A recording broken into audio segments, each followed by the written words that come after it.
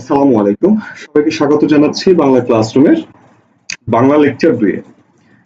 আমরা ধারাবাহিকভাবে যেই ক্লাসগুলো করছি বিশ্ববিদ্যালয় ভর্তি প্রস্তুতি 24-25 ব্যাচের।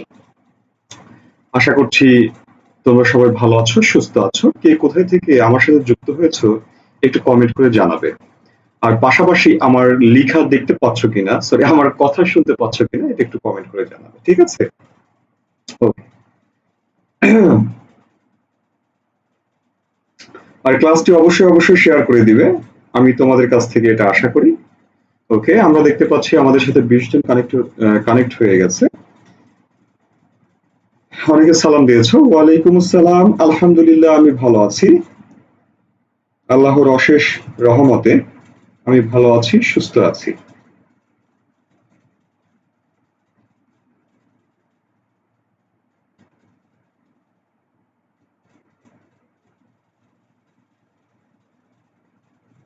ক্লাসটি অবশ্যই তোমরা শেয়ার করে দিবে। ঠিক আছে?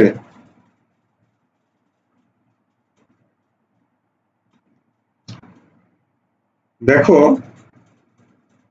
তোমরা ক্লাস করো ঠিক আছে, কিন্তু অমুক তমুক কোনো প্রতিষ্ঠানের কথা এখানে বলবে না। ওখানে ক্লাস নেন না কেন, এখানে ক্লাস নিচ্ছেন কিনা, ঠিক আছে? এই সকল কথা থেকে আমরা বিরত থাকি, এগুলো আমাদের সময় নষ্ট করে। ওকে, জামালপুর বক্সিগঞ্জ থেকে দেখছো আবুল হোসেন, রাতুল হোসেন চুয়াডাঙ্গা থেকে। ওকে, আমরা দেখতে পাচ্ছি আমাদের সাথে যুক্ত হয়েছে লতিফা আফরিন ইফা। জি স্যার, শোনা যাচ্ছে। আচ্ছা,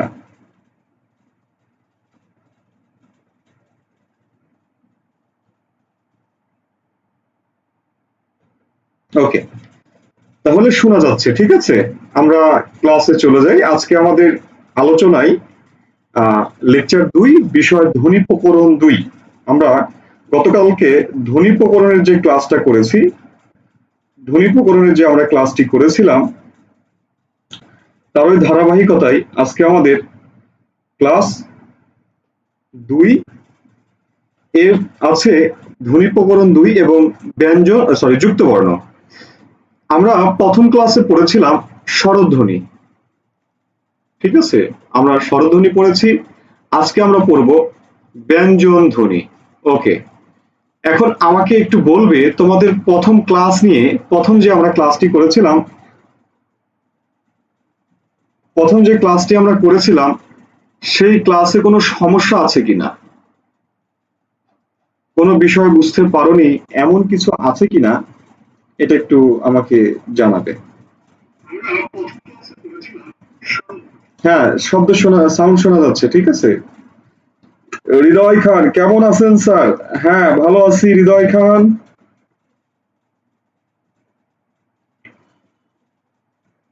ওকে, আজকের ক্লাসটি 100টি শেয়ার হবে, এটা আমি তোমাদের কাছ থেকে দাবি রাখি। ঠিক আছে, তোমরা শেয়ার করবে। লক্ষ্য করো, আজকের ক্লাসটিতে গত দিনের ক্লাসে তোমাদের কি কোনো সমস্যা আছে, কোনো কিছু বুঝতে অসুবিধা, এমন কিছু কি আছে? আচ্ছা, কোনো কমেন্টস যেহেতু পাচ্ছি না, তাহলে আমরা আগে বাড়ি। দেখো, আমাদের আজকের আলোচনায় আছে ব্যঞ্জন ধ্বনি, আরেকটি আছে ব্যঞ্জন বর্ণ। ঘোষ অঘোষটা আজকের আলোচনার বিষয়। ঠিক আছে, চাপ নেওয়ার কোনো দরকার নেই। আজকে আমরা ঘোষ অঘোষ নিয়ে কথা বলবো। ওকে, লক্ষ্য করো, আমরা বলেছিলাম ধ্বনি। ধ্বনি কি? ধ্বনি হলো অর্থপূর্ণ আওয়াজ। অর্থপূর্ণ অর্থপূর্ণ আওয়াজ, এই আওয়াজটাই হলো ধ্বনি। আর বর্ণ কি? বর্ণ হলো ধ্বনি দ্যোতক সাংকেতিক চিহ্ন, বা আমরা সহজভাবে বলতে পারি ধ্বনির লিখিত রূপ। ঠিক আছে, লিখিত রূপ। ওকে, এখন আসি ব্যঞ্জন ধ্বনি কি। ব্যঞ্জন ধ্বনি হলো যেসব ধ্বনি উচ্চারণের সময় ফুসফুস তাড়িত বাতাস মুখ বিবরে বাধাপ্রাপ্ত হয়, সেগুলো হলো ব্যঞ্জন ধ্বনি। আমরা গত ক্লাসে পড়েছিলাম স্বরধ্বনি বাধাপ্রাপ্ত হয় না, ব্যঞ্জন ধ্বনি বাধাপ্রাপ্ত হয়। এই হলো তফাৎ। ওকে, তাহলে ফুসফুস তাড়িত বাতাস মুখ বিবরে বাধাপ্রাপ্ত হলে যে সকল ধ্বনির উচ্চারণের ক্ষেত্রে বাধাপ্রাপ্ত হয় সেগুলো হলো ব্যঞ্জন ধ্বনি। আর ব্যঞ্জন ধ্বনির লিখিত রূপটাই হলো কি? ব্যঞ্জন বর্ণ। বোঝা গেছে না যায়নি? বোঝা গেছে?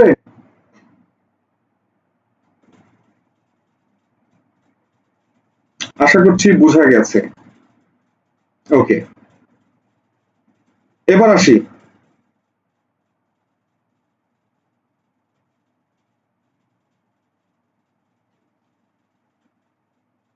ওকে ওকে স্যার, তাহলে ব্যঞ্জন ধ্বনি আর ব্যঞ্জন বর্ণ আমরা বুঝলাম।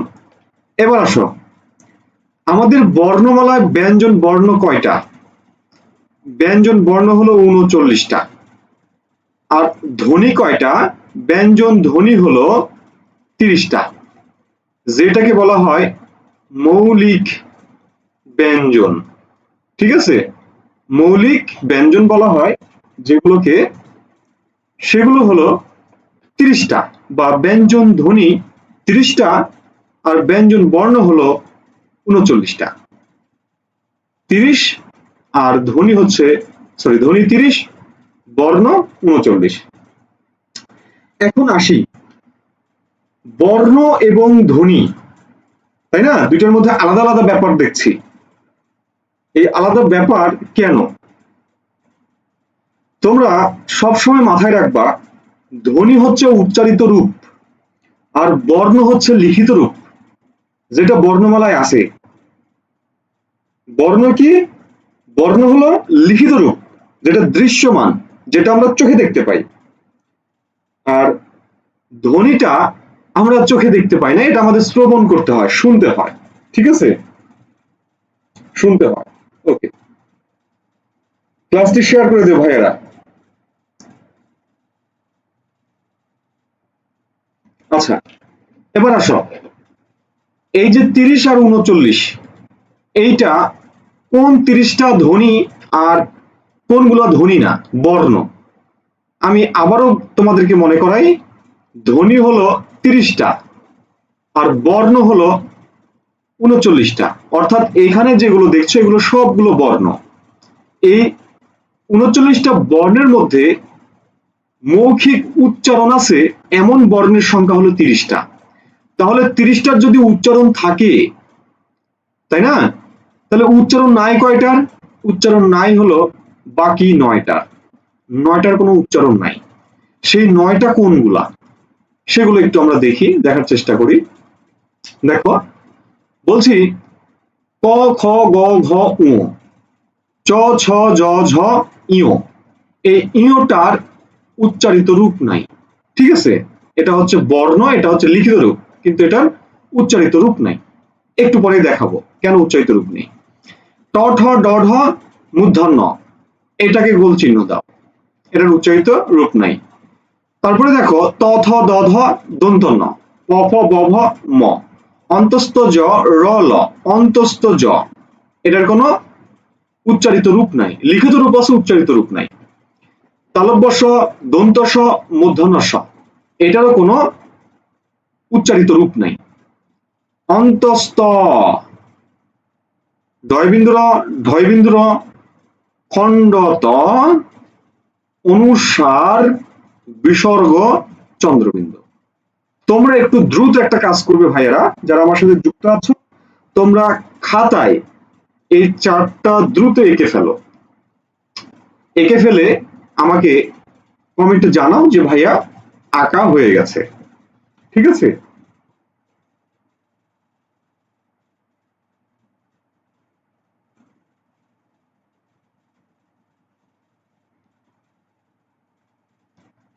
দ্রুত একটু এঁকে ফেলো, দ্রুত ফাস্ট একটু খাতায় এই চারটা লিখে ফেলো।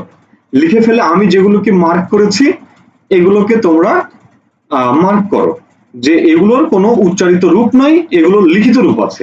ঠিক আছে, ওকে, একটু ফাস্ট করো। হ্যাঁ, আমি তোমাদেরকে পর্যাপ্ত সময় দেব, কোনো সমস্যা নাই, তোমরা ঠিকঠাক লিখো।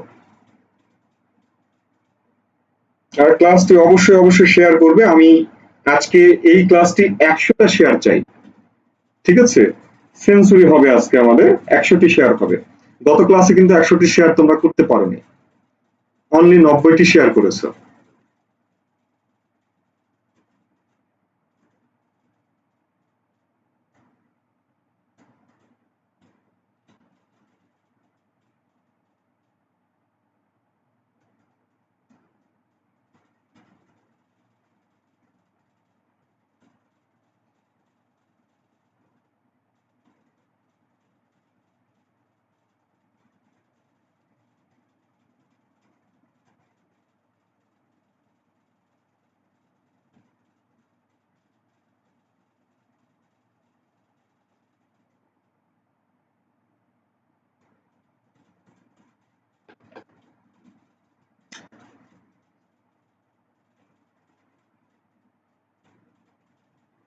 হ্যাঁ, এই নোটগুলো পেজে পোস্ট করব, কিন্তু তোমরা লিখো, ঠিক আছে? তুমি যদি না লিখো তাহলে তো হবে না। লিখো, লিখলে মনে থাকবে ঝটপট।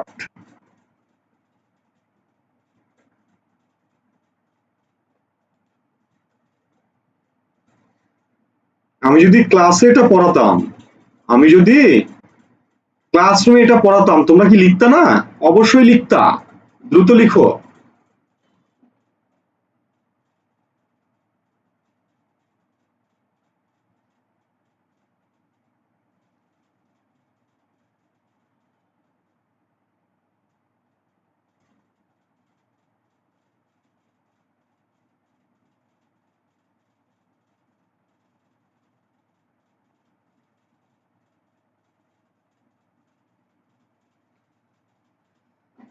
তোমরা যারা নতুন আছো, নতুন যারা যুক্ত হয়েছো, তারা একটু সময় নিয়ে থাকো, পাশে থাকো।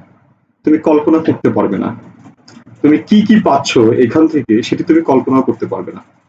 আচ্ছা, আশা করছি তোমাদের লেখা হয়েছে। আমি বলেছি যেগুলো মার্ক করেছি এগুলো লিখিত রূপ আছে, সুতরাং এগুলো বর্ণ, কিন্তু এগুলো ধ্বনি নয়, অর্থাৎ এগুলো ধ্বনি নয়। ধ্বনি কি? ধ্বনি হলো উচ্চারণ। এবার আসো, দেখো প্রথম যে বর্ণটা, যেটাকে আমরা ইও বলছি, এই বর্ণটা দিয়ে আমি একটা শব্দ লিখলাম, মিয়া।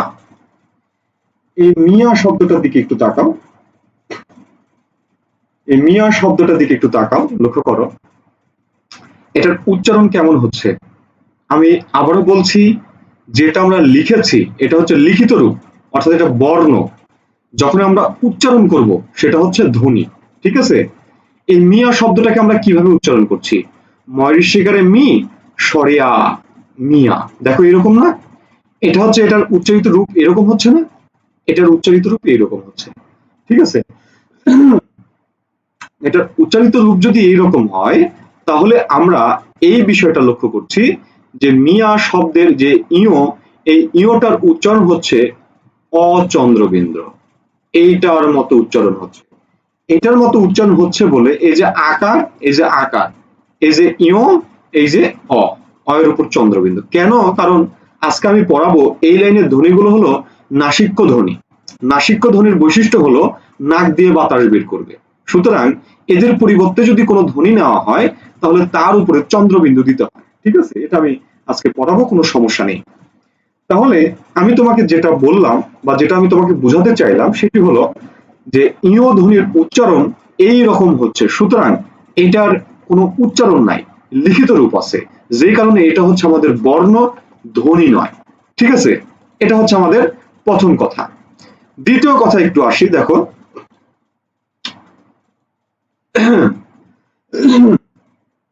দেখো তো, আমি একটা শব্দ লিখেছি কৃপণ। কৃপণ, লক্ষ্য কর, কৃপণ শব্দটা যে আমি লিখলাম, এখানে এটা কি? এটা হলো মূর্ধন্য। ওকে, আমি যখন এই কৃপণ শব্দটাকে উচ্চারণ করব, তখন কৃপণ, দেখো তো মূর্ধন্যয়ের উচ্চারণ কি হলো? দন্তান্ন হয়ে গেল। অর্থাৎ অর্থাৎ মূর্ধন্যয়ের নিজস্ব কোনো উচ্চারণ নাই। মূর্ধন্যয়ের উচ্চারণ হয় কার মতো? মূর্ধন্যয়ের উচ্চারণ হয় দন্ত নয়ের মতো। সুতরাং আমরা এই জায়গাতে বলতেই পারি মূর্ধন্য বর্ণ, এটি ধ্বনি নয়। কথা কি বোঝা গেল? এই কথা কি বোঝা গেছে? বুঝতেছো কি কথা? ও সরি সরি, আরেকটা বিষয়, কৃপণ উচ্চারণটা এরকম না, আমি এটা আবার একটু নতুন করে লিখি, একটু ভুল হয়েছে। কৃপণ না, কৃপণ, কৃপণ, কৃপণ, শব্দটা হলো কৃপণ, সুতরাং উচ্চারণ হবে কৃপণ, এরকম, ওকার হবে না, সরি। তাহলে মূর্ধন্যয়ের উচ্চারণটা কার মতো হচ্ছে? দন্তান্বয়ের মতো হচ্ছে, সেজন্য এটার কোনো উচ্চারণ নেই। যেহেতু এটার উচ্চারণ নেই, সুতরাং এটাকে আমরা ধ্বনি বলতে পারবো না, এটা হচ্ছে বর্ণ।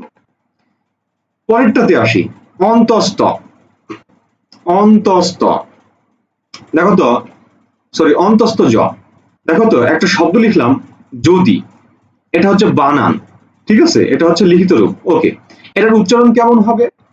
এটার উচ্চারণ হবে এইরকম, বর্গীয় জ ওকার, দয় শিকারে দি, যদি, লক্ষ্য করো, যদি উচ্চারণটা এইরকম। যদি উচ্চারণ এইরকম হয়, তাহলে অন্তঃস্থয় জয়ের উচ্চারণটা কি হচ্ছে? বর্গীয় জ হচ্ছে। কথা কি বোঝা গেছে?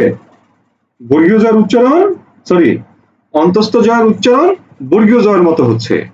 যেমন আমরা আগে লিখতাম নামাজ, কিন্তু এখন এটা লিখা যাবে না, এখন বর্গীয় জ দিয়ে লিখতে হবে। উচ্চারণ তো একই, একই উচ্চারণ না?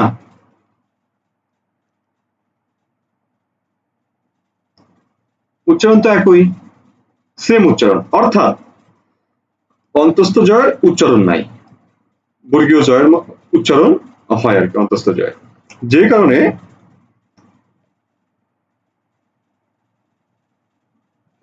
যে কারণে আমরা অন্তস্থ জকে বর্ণ বলবো, ধ্বনি বলবো না।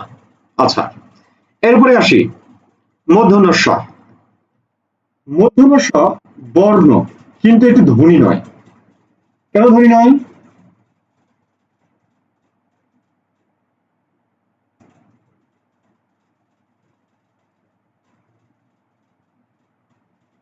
দেখো, আমি একটা শব্দ লিখলাম আষাঢ়, শব্দ লিখছি কি? আষাঢ়। এই আষাঢ় শব্দের উচ্চারণ কি? দেখো, সরেয়া তালব্য সয়াকার র, আষাঢ়। তাহলে মূর্ধন্য ষর উচ্চারণ কার মতো হচ্ছে? তালব্য স। তাহলে এইটারও কোনো উচ্চারণ নাই, বা মানে লিখিত রূপ আছে, অর্থাৎ এটা বর্ণ, এটা কোনো ধ্বনি নয়, ওকে। এরপরে আসে অন্তস্থ, ঠিক আছে, অন্তস্থ।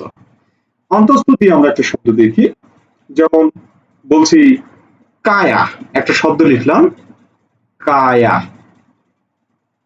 কায়া তরুবর পাঞ্চ বিড়াল চঞ্চল চিয়ে পৈঠাকাল, শুনছো এগুলো কখনো? এগুলো হলো চর্যাপদ, ওকে। এই যে কায়া, এটা হলো কয়াকারে কা, সরেয়া, কায়া, অর্থাৎ এই জায়গাতে অন্তস্থয়ের উচ্চারণ কার মতো হচ্ছে? অয়ের মতো হচ্ছে, অর্থাৎ অন্তস্থ সমান সমান অ। তাহলে আমরা দেখছি যে অন্তস্থয়ের কোনো উচ্চারণ হচ্ছে না, এটা লিখিত রূপ, অর্থাৎ বর্ণ, কিন্তু উচ্চারিত রূপ নাই।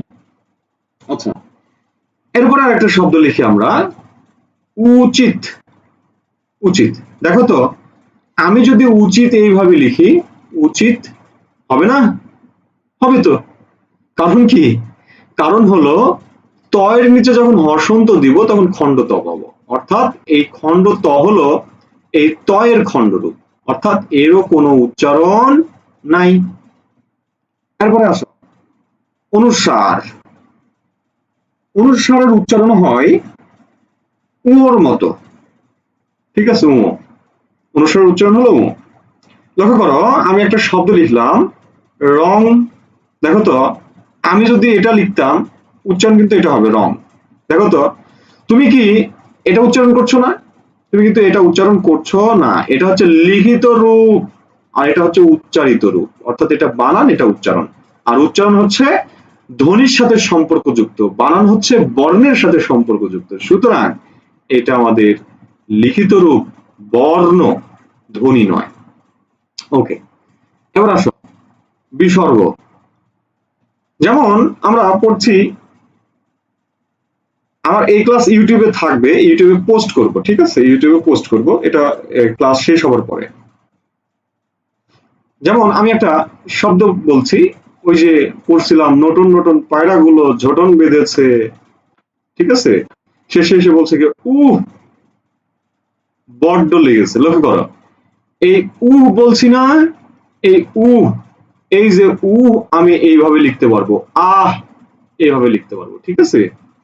এই যে দেখো লিখছি, এই যে বিসর্গ, এই বিসর্গর উচ্চারণটা কেমন হচ্ছে, এই যে এর মতো উচ্চারণ হচ্ছে। এই যে বিসর্গ উচ্চারণ কি হচ্ছে, এই যে এর মতো, অর্থাৎ বিসর্গের উচ্চারণ হয় হসন্তের মতো, ঠিক আছে। তাহলে আমরা বলতেই পারি বিসর্গ হচ্ছে বর্ণ, বিসর্গ ধ্বনি নয়, বিসর্গ উচ্চারণ কি হসন্তের মতো। ওকে, এরপরে আসো চন্দ্রবিন্দু। এই ভদ্রলোকের কোনো উচ্চারণ হয় না, ঠিক আছে। এটা কি করে, এটা একটু জাতা দেয়, জাতা জাতা দেয়, মানে একটা করে ডলা দেয়, ডলা, ঠিক আছে। একটু পরে আমরা এই ডলাটা বুঝতে পারবো, সমস্যা নেই, হ্যাঁ, কন্টিনিউ করো, বুঝতে পারবে। ওকে, তাহলে আমি যে কথাটা বললাম, আমাদের ব্যঞ্জন ধ্বনি বা মৌলিক ব্যঞ্জন 30টি আর ব্যঞ্জন বর্ণ 39টি। ব্যাপারটি কি তোমরা স্পষ্ট ধারণা পেয়েছো, ক্লিয়ার ধারণা পেয়েছো? কমেন্ট করো। যদি পেয়ে থাকো তাহলে আমি পরের ধাপে যাব। পেয়ে থাকলে অবশ্যই ডান লিখে একটি কমেন্ট করে দাও, ডান, DONE, ডান, ঠিক আছে।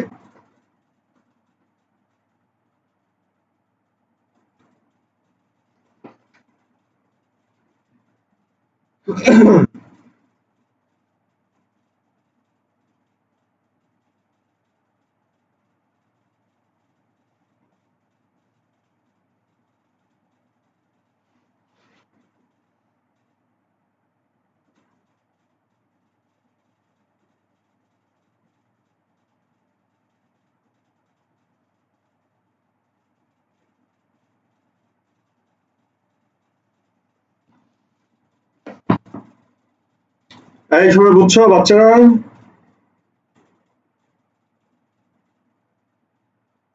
আচ্ছা, ওকে, ধন্যবাদ। সবাই রেসপন্স করবে, ঠিক আছে। রেসপন্স যদি না করো ক্লাস নিতে ভালো লাগে না, এই জন্য অবশ্যই অবশ্যই রেসপন্স করবে। আচ্ছা, তাহলে আমরা পরের স্টেপে যেতে পারি। ওকে, তাহলে আমরা কি শিখলাম, মৌলিক ব্যঞ্জন আর বা ব্যঞ্জন ধ্বনি এবং ব্যঞ্জন বর্ণ, এই দুটোর মধ্যে পার্থক্য শিখলাম। ওকে, এবারে আসি, এই যে মৌলিক ব্যঞ্জন, ঠিক আছে, বা মৌলিক ব্যঞ্জন বলবো না, এই যে আমাদের ব্যঞ্জন বর্ণ, এই ব্যঞ্জন বর্ণগুলোকে আমরা 4টি ভাগে ভাগ করেছি। তোমাদেরকে জাস্ট দেখানোর জন্য 4টি ভাগ কি কি আমি স্ক্রিনে নিয়ে আসছি। এটা যদি মনে না থাকে কোনো সমস্যা নাই, অর্থাৎ জাস্ট দেখে নাও যে উচ্চারণ স্থান অনুযায়ী, উচ্চারণ স্থান অনুযায়ী, তারপরে কি উচ্চারণের প্রকৃতি অনুযায়ী, তারপরে কম্পন মাত্রা, তারপরে বায়ুর প্রভাব, এই কয়েকটা। ওকে, লক্ষ্য করো,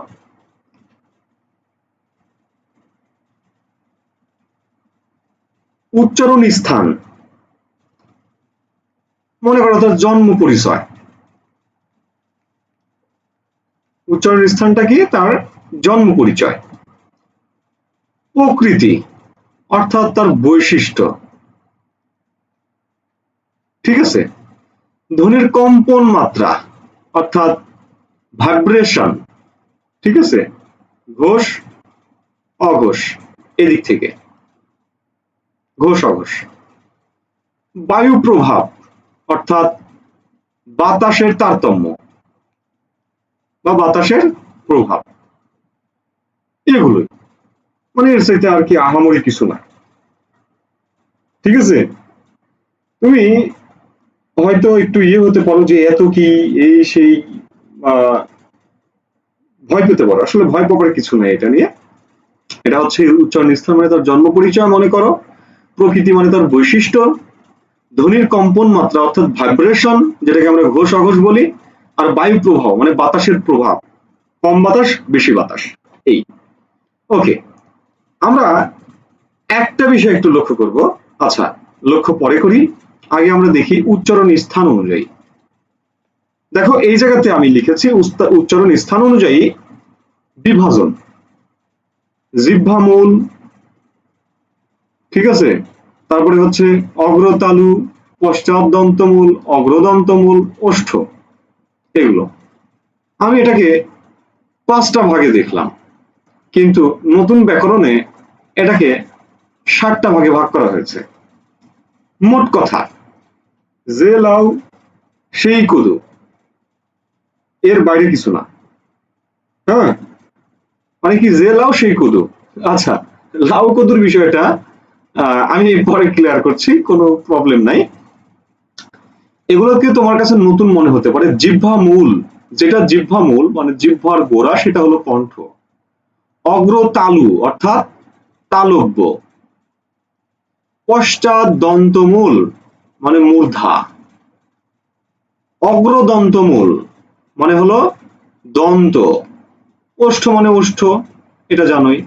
এই তো, এখন হয়তো মনে হয় কমন পড়বে, এখন মনে হয় তোমাদের কাছে ব্যাপারটা কমন পড়েছে। দেখো, জিহ্বামূল মানে ওটা কণ্ঠ, অগ্রতালু মানে সেটা তালব্য, পশ্চাৎ দন্তমূল মানে সেটা মূর্ধা, অগ্রদন্তমূল মানে সেটা দন্ত, ওষ্ঠ মানে সেটা ঠোঁট।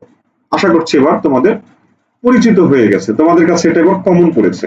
ওকে, এবার আসো, আমরা এইভাবে যদি পড়ি তাহলে আমাদেরকে মুখস্থ করতে হবে, কিন্তু আমরা মুখস্থ করব না। আমরা কি করব, আমরা ধ্বনিগুলো পড়ব, ধ্বনিগুলো পড়ব। তোমরা আমার সাথে যারা যুক্ত আছো, ঠিক আছে, তারা দয়া করে এই ধ্বনিগুলো একটু লিখে ফেলো। আমি তোমাদের সাথে লিখি। লিখো ক, লিখো খ, লিখো গ, লিখো ঘ, লিখো ঙ, লিখো চ, ছ, জ, ঝ, ঞ। তুফানের মতো আগাতে হবে, ঠিক আছে? আমি লিখবো, আমার লিখার সাথে সাথে তোমাদের লেখাটাও শেষ করতে হবে। তারপরে কি, ট, ঠ, ড, ঢ, মূর্ধন্য, ত, থ, দ, ধ, দন্তন্য, প, ফ, ব, ভ, ম। ঠিক আছে? এই 25টা বর্ণ একটু দ্রুত লিখে ফেলো, 25টা বর্ণ একটু দ্রুত লিখে ফেলো।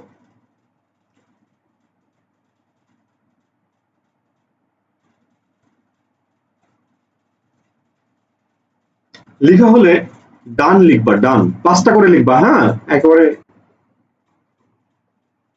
ঠিকঠাক ভাবে।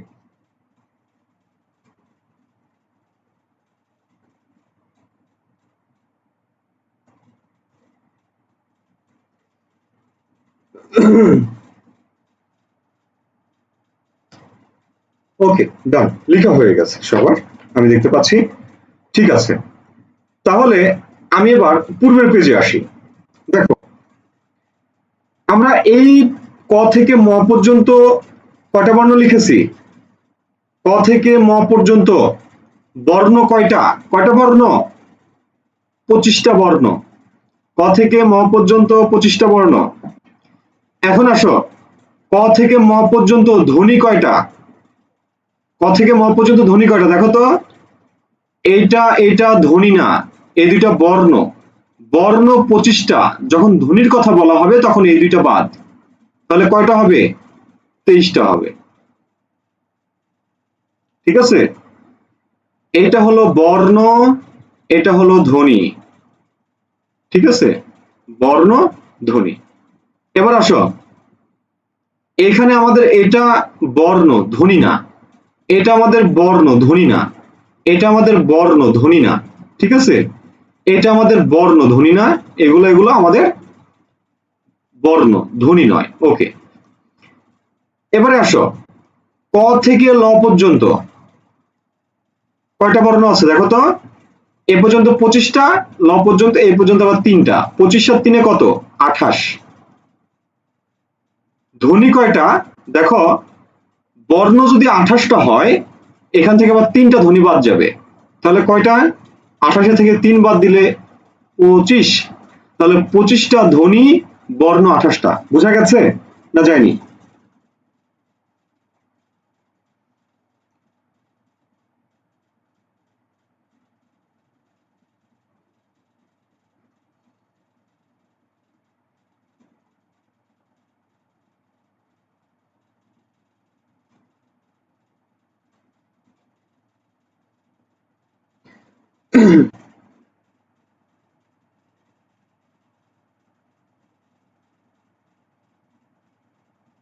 ওকে, বলছিলাম ক থেকে ম পর্যন্ত বর্ণ কয়টা? বর্ণ, বর্ণ মানে কি?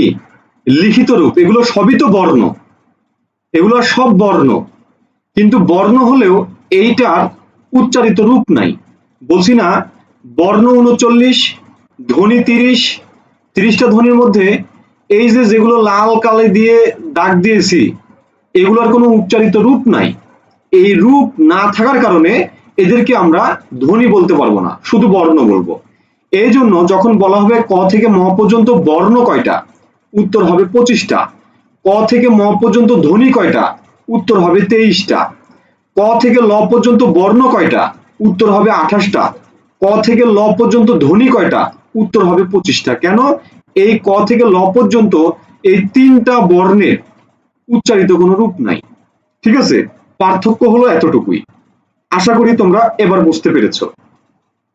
ওকে, তাহলে আমরা ধ্বনি এবং বর্ণের ক্ষেত্রে অবশ্যই সবসময় সতর্ক থাকবো। ঠিক আছে, যদি আমরা সতর্ক থাকতে পারি তাহলে এই চ্যাপ্টারটা আমাদের কাছে একেবারে পানি হয়ে যাবে, কঠিন বলে কিছুই থাকবে না। ওকে, এবার আমি মুছে দিই। ঠিক আছে, তোমরা আশা করছি এটা লিখে ফেলেছ। এবার আমি মুছে দিই। আমি যে তথ্যগুলো দিব তোমরা অবশ্যই অবশ্যই লিখবা। ধরো, দেখো,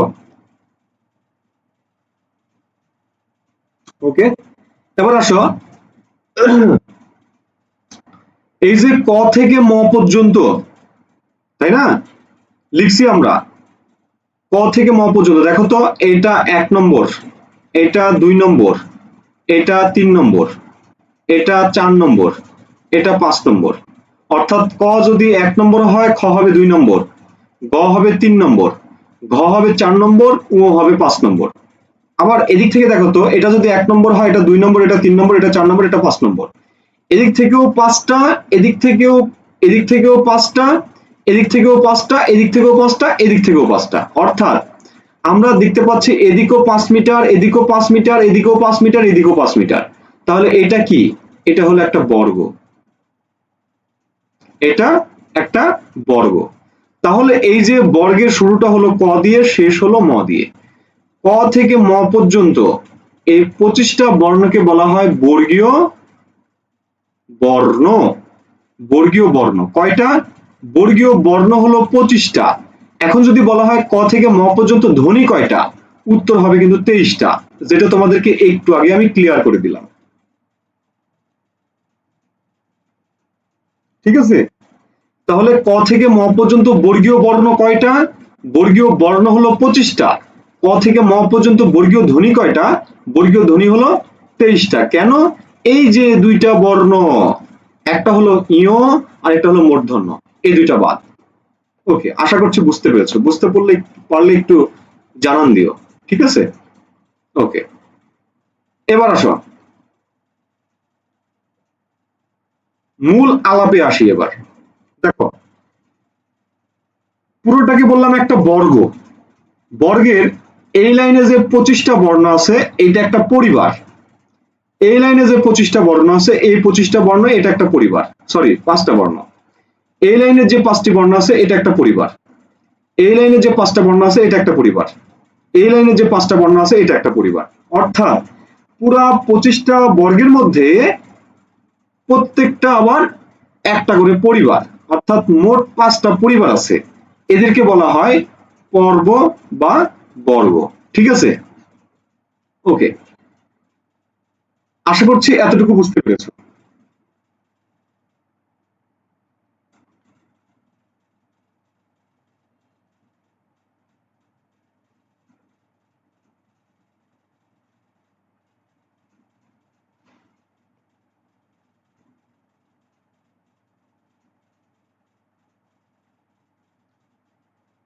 বুঝছো সবাই?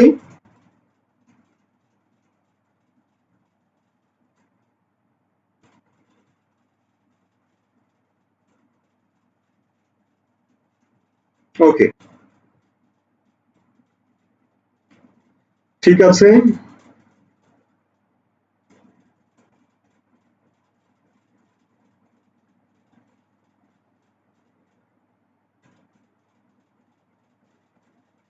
বুঝে যাচ্ছে তো?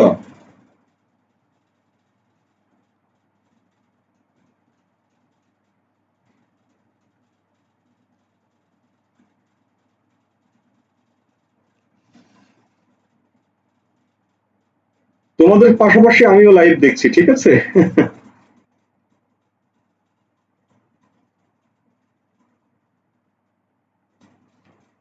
ওকে,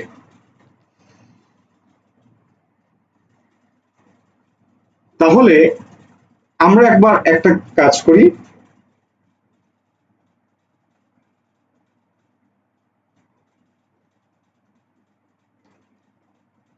আমরা এবার একটা কাজ করি। এই যে এখানে যে বললাম, এটা একটা পরিবার, এটা একটা পরিবার, এটা একটা পরিবার।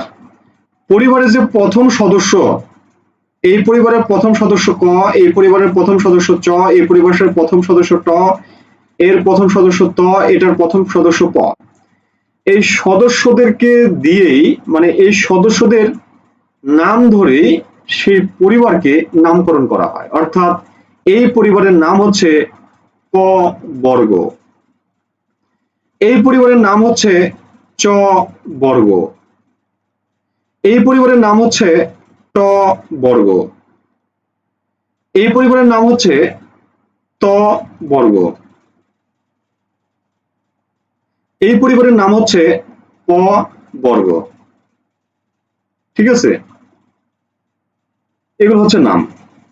এবার আসো, তাহলে আমরা এই লাইনের বর্ণগুলোকে বলতে পারবো ক বর্গ, এটাকে চ বর্গ, এটাকে ট বর্গ, এটা ত বর্গ, এটা প বর্গ।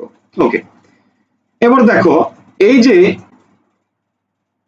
ক বর্গ, যদি ক হয় 1 নম্বর, চ বর্গের এসে চ হবে 1 নম্বর, ট বর্গের ট হবে 1 নম্বর, ত বর্গে এসে ত হবে 1 নম্বর, প বর্গে এসে প হবে 1 নম্বর। একইভাবে উটা হবে 5 নম্বর, ইও 5 নম্বর, ন 5 নম্বর, ন 5 নম্বর, ম 5 নম্বর। ঠিক আছে, এভাবে আমরা নাম্বারিং করছি। ওকে, এবার আসো, ক বর্গের বর্ণ সংখ্যা কত? ক বর্গের বর্ণ সংখ্যা হলো 5টা। ধ্বনি সংখ্যা কত? ধ্বনিও হলো 5টা। চ বর্গ, চ বর্গের বর্ণ সংখ্যা কয়টা? চ বর্গের বর্ণ সংখ্যা 5টা। চ বর্গের ধ্বনি সংখ্যা কয়টা? ধ্বনি সংখ্যা হলো 4টা। ট বর্গের বর্ণ সংখ্যা কয়টা? 5টা। ট বর্গের ধ্বনি সংখ্যা কয়টা? 4টা।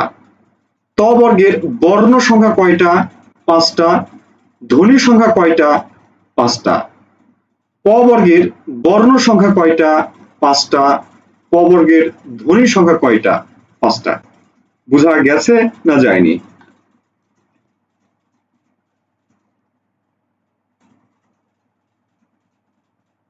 বলো।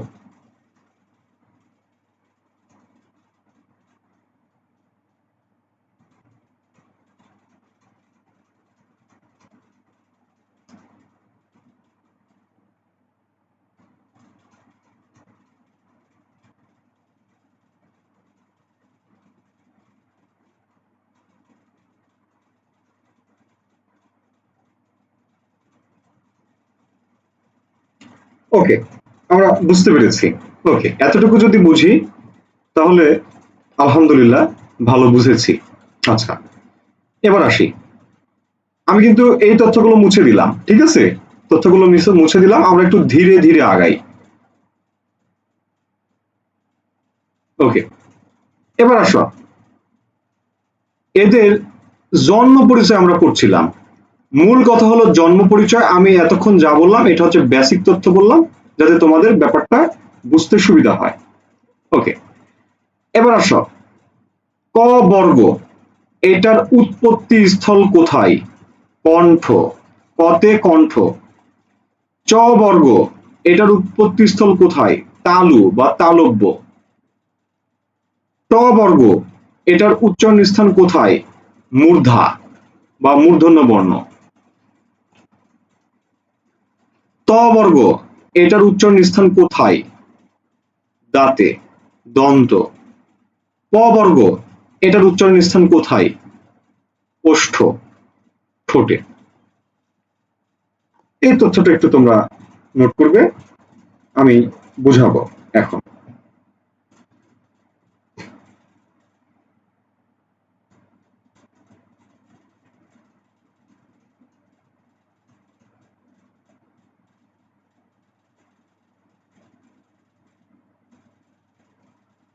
আচ্ছা, দেখো আমরা যখন ক খ গ উচ্চারণ করি, ক খ গ যখন আমরা উচ্চারণ করি, ঠিক আছে, তখন আমাদের জিহ্বার গোড়া, মানে আমাদের যে জিহ্বা আছে, যে জিহ্বা দিয়ে আমরা স্বাদ গ্রহণ করি, সেই জিহ্বার গোড়াতে এসে আমাদের ফুসফুস তাড়িত বাতাসটা আটকে যায়।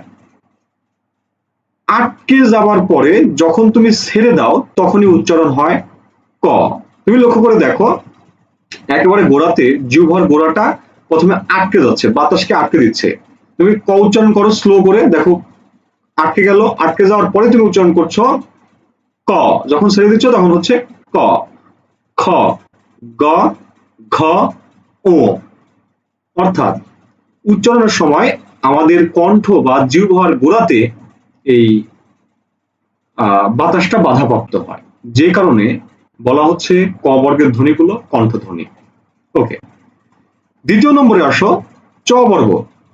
চ বর্গের ধ্বনিগুলো যখন উচ্চারণ করি আমরা, তখন আমাদের যে জিহ্বার ওপরে যে একটা তালু আছে, যেটাতে আমাদের জিহ্বা স্পর্শ করে, সেই তালুতে আমাদের জিহ্বাটা ঘষা খায়, অর্থাৎ ঘষতে ঘষতে উচ্চারণ হয়। তুমি দেখো চ, ছ, জ, ঝ, উ, অর্থাৎ আমাদের জিহ্বাটা এই উপরের তালুতে, মানে সামনে যে নরম অংশ, মানে অগ্র তালু, মানে তালুর সামনের অংশটা জিহ্বাটা ঘষা খেয়ে খেয়ে এই ধ্বনিগুলো উচ্চারিত করে, যেই কারণে এটাকে বলা হয় তালব্য ধ্বনি। এরপরে দেখো ট বর্গের ধ্বনি, এদেরকে মূর্ধা ধ্বনি বলা হয় বা পশ্চাৎ দন্তমূলীয়। অর্থাৎ আমাদের যে দাঁত আছে, দাঁতের যে গোড়া, গোড়া থেকে একটু উপরে একটা উত্তল অংশ আছে, এই অংশটাকে বলা হয় মূর্ধা। আমরা যখন ট ঠ উচ্চারণ করি তখন আমাদের জিহ্বাটা এই মূর্ধাতে গিয়ে উল্টো হয়ে, মানে উল্টো পিঠে আমাদের এই মূর্ধাতে আঘাত করে, ট, ঠ, ড, ঢ। ঠিক আছে, অর্থাৎ আমাদের জিহ্বাটা উল্টা পিঠে যে আমাদের মূর্ধাতে আঘাত করে, যেই কারণে এটাকে বলা হয় মূর্ধাধ্বনি। এরপরে দেখো ত থ দ ধ দন্তান্ন, এই সব ধ্বনি উচ্চারণ করার সময় আমাদের জিহ্বাটা আমাদের দাঁতে গিয়ে আঘাত করে, দাঁতে গিয়ে বাড়ি দেয় আর কি। ত মানে দাঁতকে স্পর্শ করে, ত, থ, দ, ধ, ন। অর্থাৎ এই ধ্বনিগুলো দাঁত স্পর্শ করে উচ্চারণ করে বলে এগুলোকে বলা হয় দন্ত ধ্বনি। এরপরে যেটা আছে প ফ ব ভ ম, এই ধ্বনিগুলো যখন আমরা উচ্চারণ করি তখন আমাদের যে ঠোঁট আছে, ঠোঁটটা প্রথমে আটকে যায়, আমরা ঠোঁট খোলা রেখে এই ধ্বনিগুলো উচ্চারণ করতে পারি না। যখন ঠোঁট খোলা রেখে প উচ্চারণ করতে যাবো তখন প উচ্চারণ না হয়ে অ উচ্চারণ হবে, যে কারণে এগুলোকে বলা হচ্ছে ওষ্ঠধ্বনি। তুমি লক্ষ্য করো, প তুমি ঠোঁট খুলে দাও, প উচ্চারণ হবে, ঠোঁট খুলে দাও, ফ উচ্চারণ হবে, ঠোঁট খুলে দাও, ব উচ্চারণ হবে। ঠিক আছে, এই জন্য এগুলোকে ওষ্ঠধ্বনি বলে। এরপরে মজার আরেকটু তথ্য জেনে রাখো, যে বাঙালি শিশুরা, আমাদের যে বাঙালি শিশু, এই বাঙালি শিশুরা কোন বর্গের ধ্বনিগুলো আগে শেখে? কোন বর্গের ধ্বনিগুলো আগে শেখে? বাঙালি শিশুরা কি বলে? বাবা বলে,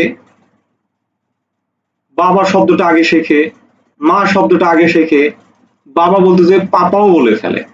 এই যে বাবা পাপা যাই বলো না কেন, প বর্গের ধ্বনি, এগুলো সব প বর্গ। পাপা প, বাবা ব, মা ম। অর্থাৎ বাঙালি শিশুরা প্রথম যে ধ্বনি শিখে সেটা হলো ওষ্ঠধ্বনি। বোঝা গেছে না যায়নি? কমেন্টে জানাও।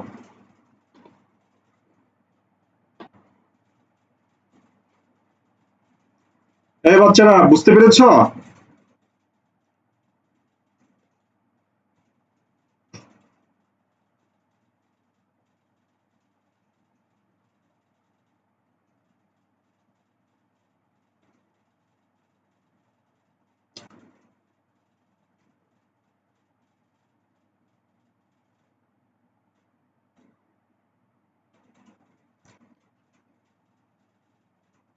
ওকে, আশা করছি বুঝছো। ঠিক আছে, ধন্যবাদ। এরপরে আসি মূল কাজে। মূল কাজটা কি? তোমরা যে শিখলা তাই না, প থেকে প পর্যন্ত, ম পর্যন্ত এতটুকু শিখলা, অর্থাৎ এই যে এই কালারের যে কটা বর্ণ আছে এই বর্ণগুলো শিখলা, এটা আমরা মোটামুটি সবাই পারি। কিন্তু আমাদেরকে এবার শিখতে হবে এই নিচের অন্তস্থ জ থেকে চন্দ্রবিন্দু পর্যন্ত এই ধ্বনিগুলোর উচ্চারণ স্থানটা আমাদের জানতে হবে। যদি না জানি পরীক্ষায় আসলে পারবো না। ওকে, তাহলে একটু জানার চেষ্টা করি। ওকে, এবার আমার সাথে আপনারা লিখবেন, আমার সাথে যারা আছেন তারা লিখবেন, ঠিক আছে? দেখেন, অন্তস্থ জ সমান সমান বর্গীয় জ। কি লিখলাম? অন্তস্থ জ সমান সমান বর্গীয় জ।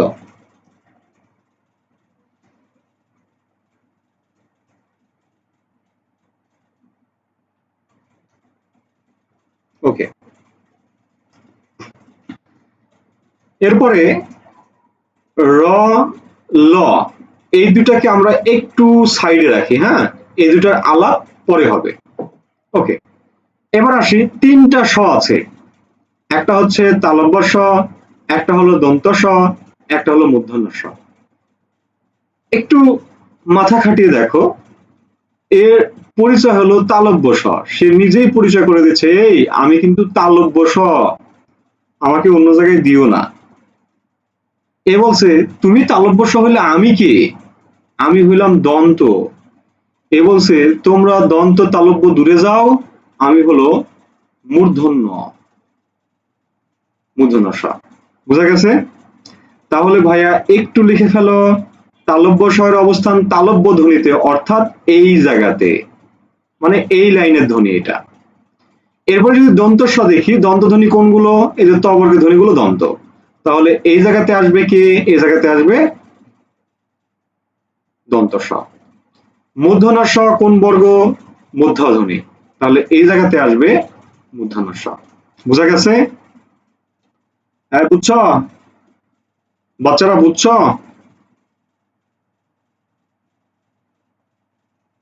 ওকে, এবার আসো হ। হয়ের আলাপটা একটু সেরে নিই। হ হচ্ছে কণ্ঠ নালীয় ধ্বনি। কি নালীয়? কণ্ঠ নালীয় বা কণ্ঠধ্বনি, যাই বলি না কেন, আমরা একটু এটাকে একটু স্পেসিফিক ভাবে আলাদা করি। কণ্ঠ নালীয় ধ্বনি কোনটা? হ। ওকে, ওকে, এরপরে আসি অন্তস্থ। লক্ষ্য করো তো, কার নিচে ফোঁটা দিলে অন্তস্থ পাবো? অন্তস্থ জয়ের নিচে ফোঁটা দিলে পাবো অন্তস্থ। আর অন্তস্থ জয়ের উচ্চারণ কি? বর্গীয় জ। তাহলে অন্তস্থ জ কোন জায়গায় যাবে?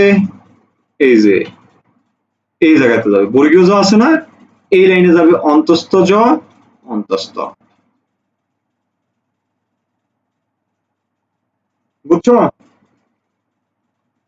বুঝছো? ওকে, এবার আসো ঢয়ে বিন্দু র। দেখো তো, কার নিচে ফোঁটা দিলে ঢয়ে বিন্দু র পাবো? ঢয়ের নিচে ফোঁটা দিলে। তাহলে এই লাইনে চলে যাবে ঢয়ে বিন্দু র। কোনো মুখস্থ করতে হবে না। একই ভাবে দেখো তো, এইটা কার নিচে ফোঁটা দিলে এটা পাবো? ঢয়ের নিচে ফোঁটা দিলে এটা পাবো। তাহলে এইটা চলে যাবে কোথায়? এই জায়গাতে। ঠিক আছে? এই, ওরা কি ইজি মনে হচ্ছে? সহজ মনে হচ্ছে? পারা যাবে? এভাবে কখনো পড়েছো, দেখেছো?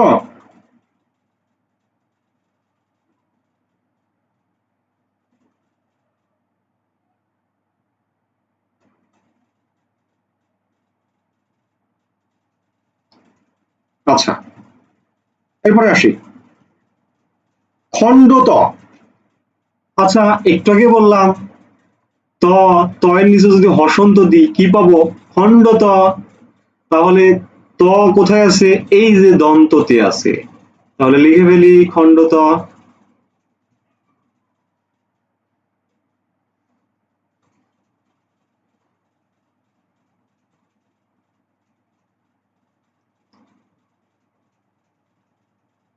হুম, ওকে।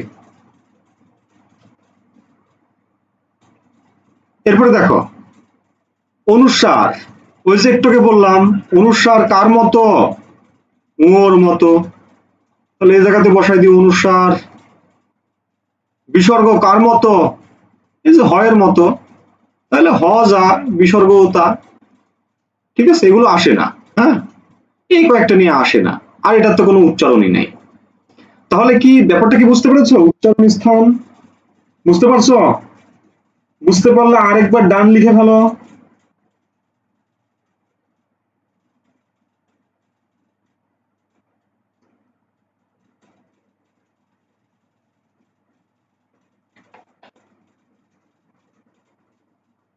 ওকে, আমি প্রয়োজনে স্ক্রিনশট দিয়ে না, আমি পরবর্তী পেজে যাচ্ছি, ঠিক আছে? ওকে, আমরা উচ্চারণ স্থান পড়লাম বা জন্ম পরিচয়। এবার আসি প্রকৃতি। উচ্চারণের প্রকৃতি। উচ্চারণের প্রকৃতি অনুযায়ী বিভাজন যদি করতে যাই, আমরা দেখতে পাচ্ছি স্পৃষ্ট ব্যঞ্জন, নাসিক্য ব্যঞ্জন, ঊষ্মধ্বনি, শীষ ধ্বনি, ঘর্ষণজাত ধ্বনি, ঘিষ্ট ধ্বনি, কম্পনজাত বা কম্পিত ব্যঞ্জন, তারণজাত বা তাড়িত ব্যঞ্জন, পার্শ্বিক ধ্বনি, অন্তস্থ বর্ণ, পরাশ্রয়ী বর্ণ, অযোগবাহ বর্ণ। এই তথ্যগুলো এখন আমরা এগুলো তো মুখস্থ করতে যাব না, আমরা আবার সে বর্ণে চলে যাই। দেখো, দেখো আমি বলছি ক থেকে ম পর্যন্ত 25টা বর্ণকে বলা হয় বর্গীয় বর্ণ। বর্গীয় বর্ণ। এই বর্গীয় বর্ণের মধ্যে এই যে 5 নম্বর যে বর্ণগুলো আছে, কয় নম্বর? 5 নম্বর বর্ণ। এই 5 নম্বর বর্ণগুলো উচ্চারণ করার সময় বাতাস নাক দিয়েও বের হয়, মুখ দিয়েও বের হয়। তার প্রমাণ নিবা? ময়াকারে মা, ময়াকারে মা কি হয়? মামা। এই মামাটা তুমি এবার নাক টিপে ধরে উচ্চারণ করো আমার মতো করে। মামা, মামা, মামা, মামা। লক্ষ্য করছো মানে পার্থক্যটা দেখেছো? আমি একটা শব্দ লিখলাম কাকা, দেখো তো আমি কাকা, কাকা, নাক টিপে ধরে কাকা বলছি, নাক নাক টিপে ধরে কাকা বলছি, দেখো তো কোনো পরিবর্তন আছে? পরিবর্তন নাই। অর্থাৎ এই ধ্বনিগুলো শুধু মুখ দিয়ে বাতাস বের করে, আর এই 5 নম্বর লাইনের ধ্বনিগুলো নাক দিয়ে বাতাস বের করে, পাশাপাশি মুখ দিয়েও বাতাস বের করে। এই জন্য এই কয়েকটা ধ্বনিকে বলা হয় নাসিক্য ধ্বনি বা নাসিক্য ব্যঞ্জন। ওকে, এই জায়গাতে আরেকটা আলাপ আছে, সেটা কি? দেখো, নাসিক্য বর্ণ, ক থেকে ম পর্যন্ত নাসিক্য বর্ণ কয়টা? 5টা। ক থেকে ম পর্যন্ত নাসিক্য ধ্বনি কয়টা? 3টা। কেন? এই যে এইটা এবং এইটা, এই দুইটা বাদ। বোঝা গেছে? এই দুইটা বাদ দিয়ে বাকি কি থাকে? এই দুইটা যেহেতু বর্ণ, সেহেতু এই দুইটা যেহেতু ধ্বনি নয় বর্ণ, সুতরাং যদি ধ্বনির কথা বলে তাহলে বলবো 5টা। আর যদি বলা হয় ক থেকে ম পর্যন্ত নাসিক্য বর্ণ কয়টা বা বর্গে নাসিক্য বর্ণ কয়টা, সেক্ষেত্রে উত্তর হবে 5টা। আর যদি বলা হয় বর্ণমালায়, কোথায়? বর্ণমালায় নাসিক্য বর্ণ কয়টা, তাহলে দেখো এই যে পাঁচটা যুক্ত হবে, যুক্ত হবার পরে এই যে অনুসার, অনুসার সমান সমান কি উ, এই যে উ, এই যে অনুসার, উ কি উ নাসিক্য, সুতরাং এই অনুসারও হবে নাসিক্য। তারপরে এই যে চন্দ্রবিন্দু, এটাকে আনুনাসিক বর্ণ বলে, অর্থাৎ এটা যার উপরে থাকবে, যে বর্ণের উপরে থাকবে তাকে নাক দিয়ে বাতাস বার করতে বাধ্য করবে, সেই জন্য এটাও একটা। সুতরাং বর্ণমালায় নাসিক্য বর্ণ হলো 60টা, আর বর্গে নাসিক্য বর্ণ হলো 5টা, আর বর্ণমালায় বা বর্গে নাসিক্য ধ্বনি হলো 3টা। এই তথ্যটা একটু নোট করো। একেবারে সহজ তথ্য বললাম যে ক থেকে ম পর্যন্ত যে বর্গ আছে, বর্গে নাসিক্য বর্ণ 5টা, আর পুরা বর্ণমালায় নাসিক্য বর্ণ 60টা, আর নাসিক্য ধ্বনি হলো 3টা।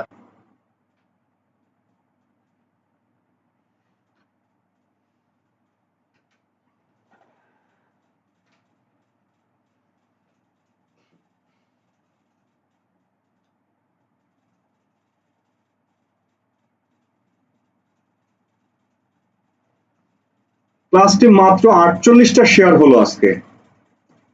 আমি বলেছিলাম আজকে 100টি শেয়ার করতেই হবে, ঠিক আছে? তোমরা 100টি শেয়ার অবশ্যই অবশ্যই করবে। 10 মিলে করি কাজ, হারি জিতি নাহিলাজ, ঠিক আছে?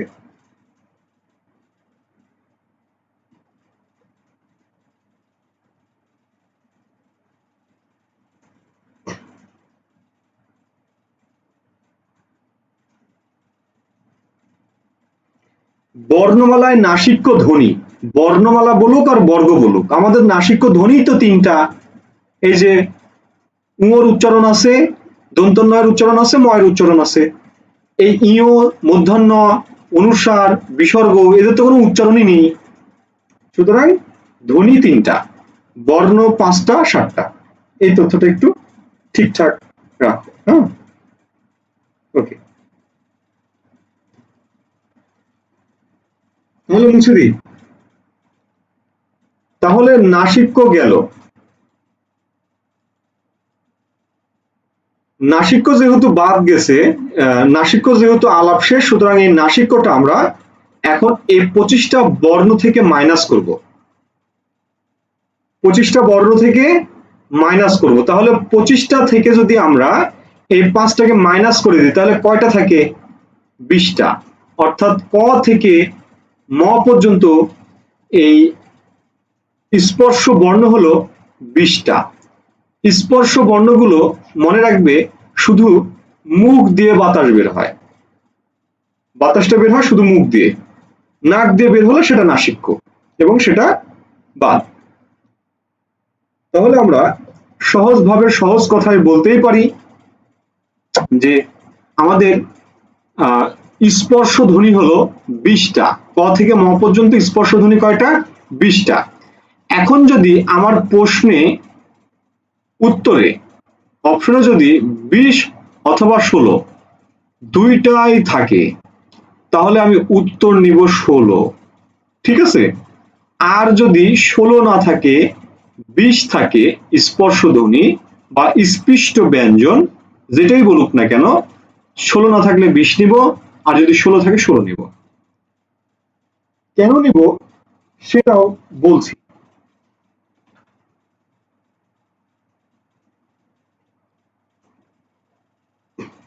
এতটুকু কি বোঝা গেছে? এতটুকু কি নোট করতে পেরেছ?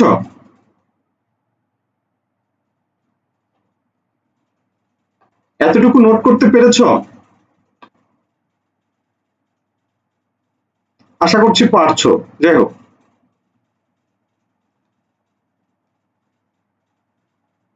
এবার আসি, আমি একটু মুছি।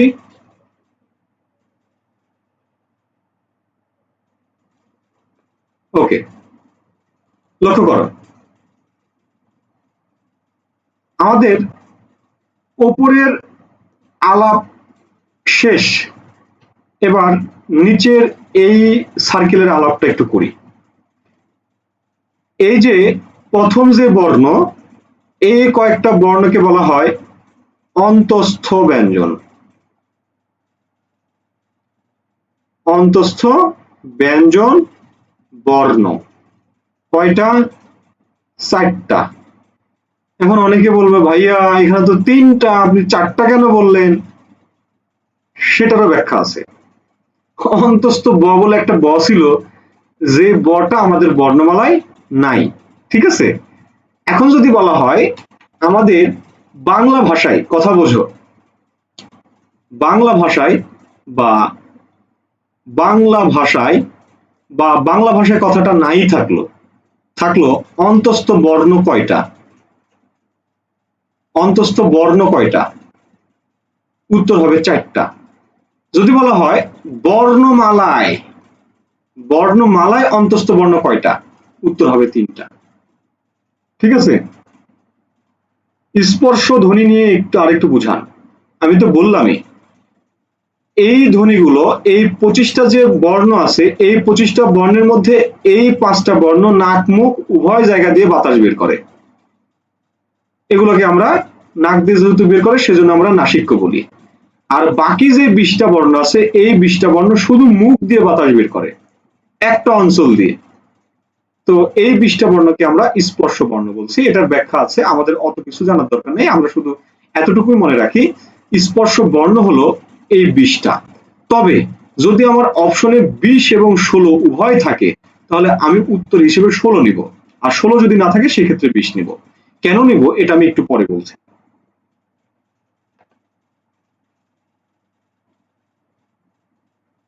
তাহলে অন্তস্থ বর্ণ কয়টা? অন্তস্থ বর্ণ হলো চারটা, যাদের মধ্যে আমাদের বর্ণমালায় আছে তিনটা। এই তথ্যটুকু একটু নোট করো। ওকে, আচ্ছা, এবারে আসো অন্তস্থ বর্ণগুলোর মধ্যে অন্তস্থ জ আর অন্তস্থ ব, এই দুইটাকে বলা হয় অর্ধস্বর। কি বলা হয়? অর্ধস্বর, মানে স্বরধ্বনির মতো আচরণ করে। ঠিক আছে, মা যোগ আমার, মায়ামার। ঠিক আছে, এরকম আর কি। যাই হোক, অত কিছু তোমার জানার দরকার নেই, তুমি জাস্ট অত ব্যাখ্যা দিতে গেলে ক্লাস অনেক লং হয়ে যাবে। আমরা এতটুকুই জানি যে অর্ধস্বর হলো দুইটা, একটা হলো অন্তস্থ আর একটা হলো ব, অন্তস্থ জ আর একটা হলো ব। ওকে, এতটুকু লেখা হয়েছে, আশা করছি লেখা হয়েছে। আমি আস্তেই বলছি এবং তোমরা যাতে লিখতে পারো সেভাবে আমি বলছি ধীরে ধীরে। ওকে, এরপরে আসো পরের বর্ণগুলোকে নিয়ে।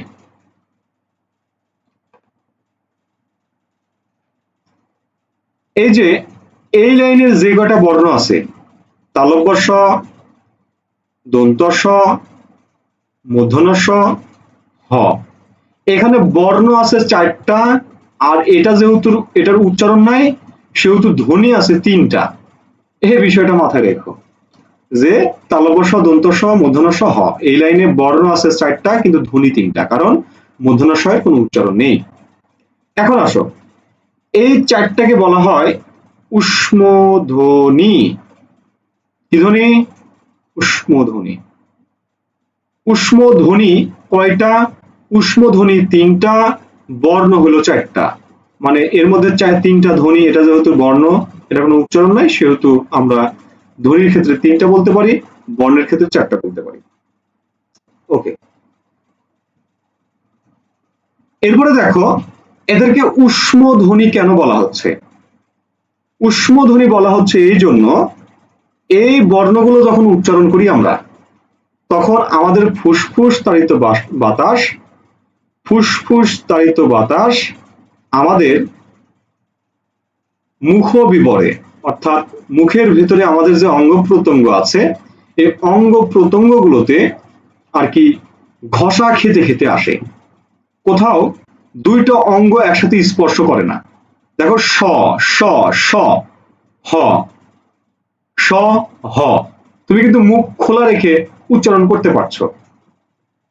বাতাসটা ফুসফুস থেকে আসছে, কিন্তু এইটা আমাদের মুখের ভিতরে দুইটা অঙ্গ কখনো একসাথে জোড়া লাগতেছে না। আমরা যখন প বলছি দুইটা ঠোঁট একসাথে জোড়া লেগে যাচ্ছে, কিন্তু স ৩০০ আর হ যখন উচ্চারণ করছি তখন আমাদের দুইটা অঙ্গ জোড়া লাগছে না, কাছাকাছি আসছে কিন্তু জোড়া লাগতেছে না, এবং বাতাসটা বের হওয়ার সময় ঘষা খেতে খেতে বের হয়ে আসে। এই জন্য এইটাকে বলা হয় উষ্ম ধ্বনি। ঠিক আছে? এবং এই যে এই জায়গাতে একটু দেখো, চ, চ, ছ, জ, ঝ, এই চারটা বর্ণ বা এই চারটা ধ্বনি উচ্চারণের সময় বাতাসটা এইরকম ঘষা খাইতে খাইতে আসে এবং এসে তালুতে বাধাপ্রাপ্ত হয়। বাতাস ঘষা খায়, বাতাস ঘষা খায় প্লাস বাধাপ্রাপ্ত হয়। এই জন্য এটাকে বলা হয় ঘৃষ্ট ব্যঞ্জন বা ধ্বনি। বোঝা গেছে? ঘৃষ্ট ব্যঞ্জন হচ্ছে চারটা, এই চারটা। তুমি যদি নাও বুঝো, আমার কথা যদি তুমি নাও বুঝো, তুমি এতটুকু মনে রেখো, ঘৃষ্ট ব্যঞ্জন চারটা, কোন চারটা? চ, ছ, জ, ঝ, এই চারটা হলো ঘৃষ্ট ব্যঞ্জন। আর ৩০০ এবং হ এই কটা হলো উষ্ম বর্ণ। ঠিক আছে? ওকে, এখন দেখো এই যে আমরা ক থেকে ম পর্যন্ত স্পর্শ ধ্বনি বলেছিলাম ২০টা, এই ২০টা থেকে যদি আমরা ঘৃষ্ট ব্যঞ্জনকে বাদ দেই তাহলে আমরা বর্ণ পাবো ১৬টা। এই জন্য ১৬টাকে আমরা ধরছি স্পর্শ ব্যঞ্জন অবলিক ২০টা। ঠিক আছে? ১৬ পাইলে ১৬ উত্তর করবে, ২০ পাইলে ২০ উত্তর করবে। এই হচ্ছে তফাৎ। আস্তে আস্তে বুঝো, নয়তো বা প্যাচ লেগে যাবে।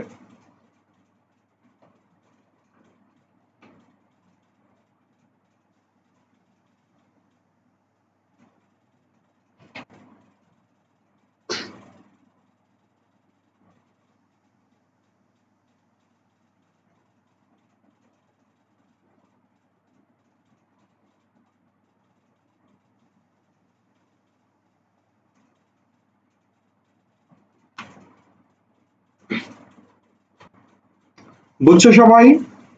বুঝে থাকলে ডান লিখে আমাকে বোঝাও যে তুমি বুঝেছো।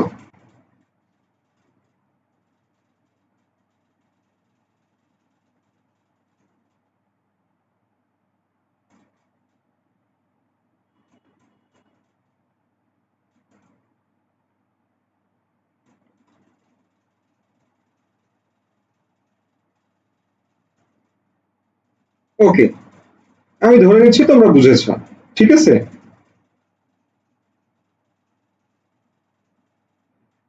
আচ্ছা,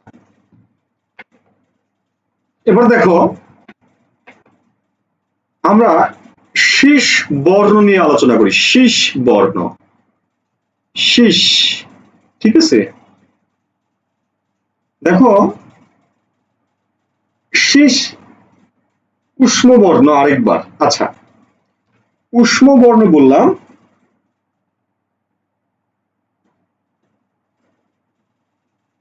উষ্ম বর্ণ বললাম যে যে ধ্বনিগুলো উচ্চারণ করার সময় মুখের ভিতর থেকে, সরি, ফুসফুস থেকে যে বাতাসটা আসে, এই বাতাসটা মুখের ভেতর কোথাও বাধাপ্রাপ্ত হবে না, কিন্তু ঘষা খেতে খেতে আসবে, অর্থাৎ ঘর্ষণ খেয়ে খেয়ে বেরিয়ে আসবে।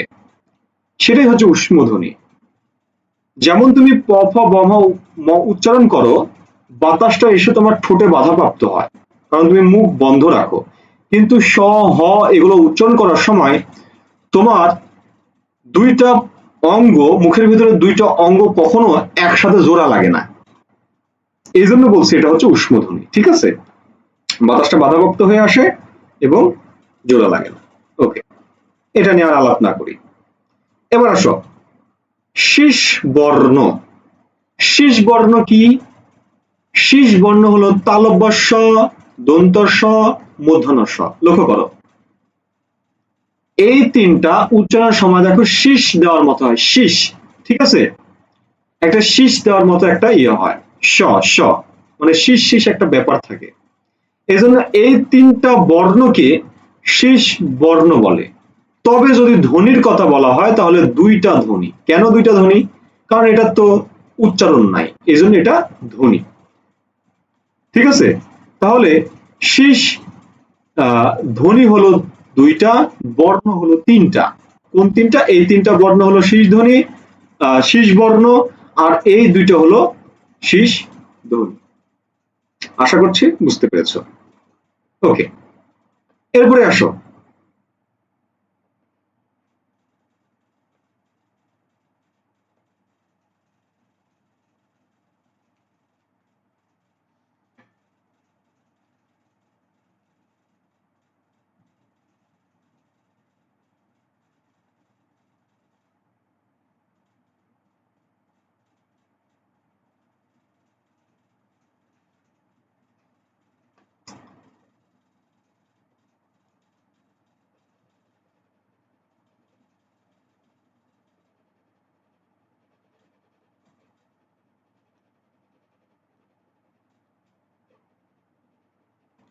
ওকে, এবার আমরা শেষের দিকে চলে আসছি, এই কটা নিয়ে কথা বলি। বাংলা বর্ণমালায় খণ্ড ত এটা কোনো স্বতন্ত্র বর্ণ নয়, ঠিক আছে, এটা স্বতন্ত্র নয়। কেন নয়? কারণ এটা হচ্ছে তয়ের নিচে হসন্ত দিলে খণ্ড ত হয়, অর্থাৎ আমরা যদি ক কে যদি ভাগ করি তাহলে ক হসন্ত অ, কারণ আমরা জানি ব্যঞ্জনগুলোর সাথে একটা করে অ থাকে, ঠিক আছে। একটা নোট করো, একটা নোট করো, সেই নোটটা হলো এই শয়ের উচ্চারণ নাই কে বলছে? শয়ের উচ্চারণ হচ্ছে এস এর মতো, এস অনেকটা ছয়ের মতো উচ্চারণ, শয়ের উচ্চারণ অনেকটা ছয়ের মতো, দন্তস্বর উচ্চারণ ছয়ের মতো, ঠিক আছে, উচ্চারণ আছে। একটা নোট লিখো যে প্রত্যেকটা ব্যঞ্জনের সাথে কি আছে, একটা করে অ আছে, কিন্তু অ নেই কোন বর্ণগুলোতে? খণ্ড ততে অ নেই, অনুস্বারে অ নেই, বিসর্গতে অ নেই, চন্দ্রবিন্দুতে এদের সাথে কোনো অ যুক্ত নেই, এই অ নেই, ঠিক আছে। আমরা ক কে ভাঙলে ক যোগ অ পাবো, কারণ ক এর শেষে কি থাকে, অ উচ্চারণ হয়, ক অ অ, এই যে অ, এই অটাকে যখন বাদ দিব তখন এই অটা কিন্তু একটা পূর্ণ বর্ণ হয়নি, তখন এটার নাম হয়ে যাবে, যেহেতু দুইটা ভাগ করেছি, খণ্ড করে ফেলেছি, সেজন্য এটার নাম হবে খণ্ড ক, ঠিক আছে। ঠিক তেমনি তয় নিচে যখন হসন্ত দিলাম তখন সেটা হয়ে গেল কি, খণ্ড ত।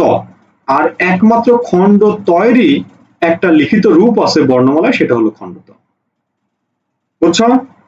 তাহলে এই কয়েকটা বর্ণের সাথে কি নাই, অ নাই, এটা একটু লিখো। ওকে, তাহলে খণ্ড ত হচ্ছে কি স্বতন্ত্র বর্ণ না, এটা হচ্ছে তয়ের খণ্ডরূপ। এবার আসো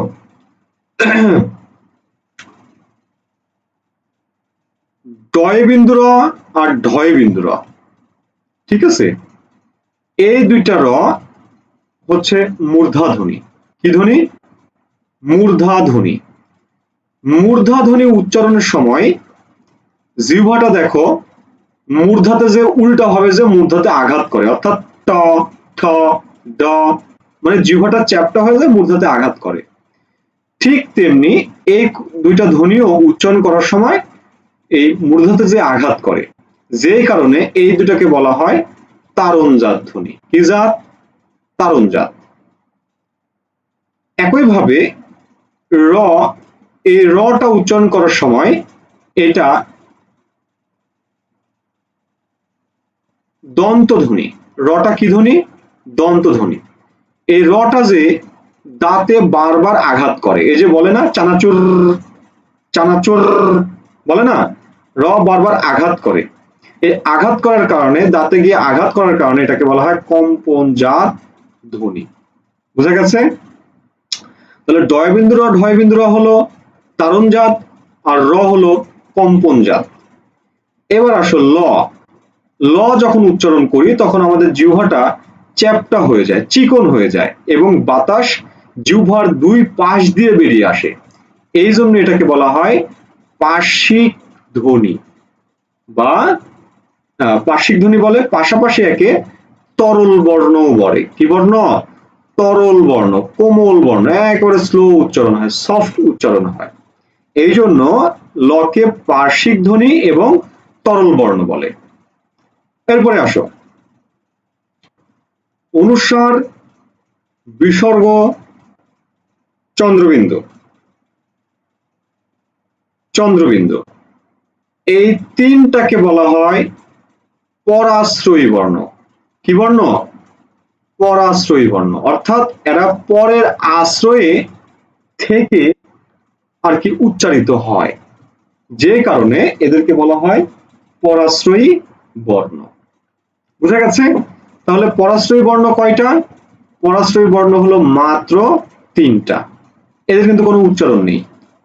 ওকে, তাহলে আমরা পরাশ্রয়ী বর্ণটাও চিনলাম এবং বুঝলাম। এরপরে আসো অযোগবাহ বর্ণ। অযোগবাহ, অযোগবাহ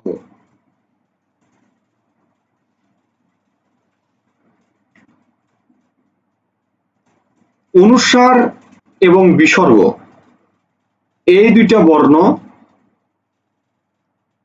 কোন শব্দের শুরুতে বসতে পারে না। শুরুতে বসতে পারে না, বসে শব্দ গঠন করতে পারে না, গঠন করতে পারে দন্ত নয়কারে না। ঠিক আছে? আরেকটা বিষয় হলো এরা কোনো ব্যঞ্জন বা স্বরধ্বনির সাথেও যুক্ত হইতে পারে না। ব্যঞ্জন বা স্বর কারোর সাথেই যুক্ত হইতে পারে না, যে কারণে এই দুইটা বর্ণকে বলা হয় অযোগবাহ। অযোগবাহ, ঠিক আছে? এই বর্ণটাকে বলা হয় অযোগবাহ বর্ণ। এদিকে যে চন্দ্রবিন্দু আছে, এই চন্দ্রবিন্দুকে বলা হয় আনুনাসিক। আনুনাসিক বা সানুনাসিক, অর্থাৎ এইটা যে বর্ণের উপরে থাকবে সেই বর্ণটাকে মানে এতই চাপা দিবে বা ডলা দিবে যে নাক মুখ দিয়ে বাতাস বের করতে বাধ্য করবে। যেমন একটা শব্দ লিখলাম কাঁঠাল, কাঁঠাল, কাঁঠাল, কিন্তু যখন এর উপরে চন্দ্রবিন্দু হয়ে গেল তখন কিন্তু সেটা কাঁঠাল থাকলো না, হয়ে গেল কাঁঠাল, কাঁঠাল। ঠিক আছে? বোঝা গেছে? অর্থাৎ এটা নাক দিয়ে বাতাস বের করে, এই জন্য এই বর্ণটাকে বলা হয় আনুনাসিক বা সানুনাসিক বর্ণ। বুঝা গেছে? এতটুকু কি বুঝতে পেরেছ? বুঝতে পারলে ডান লিখো, এইভাবে লিখবা DONE, ঠিক আছে? কমেন্টে ডান লিখো।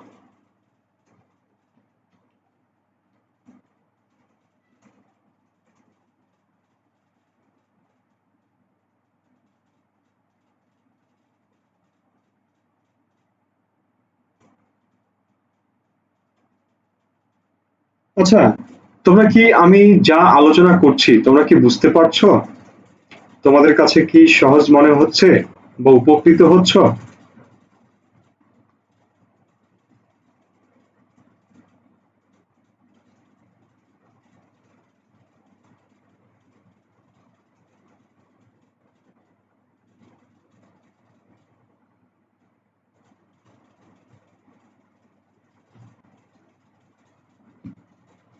শুক্রিয়া। সকল প্রশংসা মহান রব, মহান আল্লাহ। ঠিক আছে?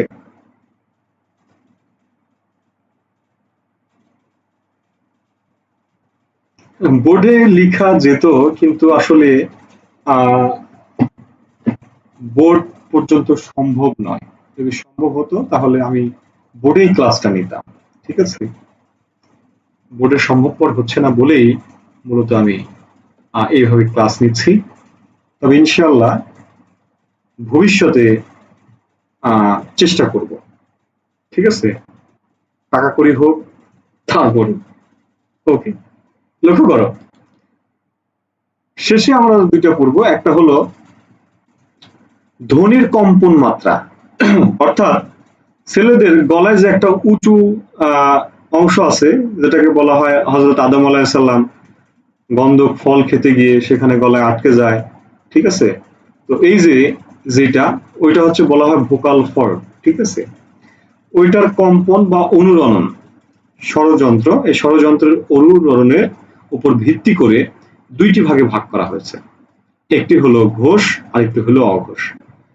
এখন আমরা বর্ণমালার দিকে যদি তাকাই, লক্ষ্য করো এখানে যে বর্ণগুলো আছে এই বর্ণগুলোর মধ্যে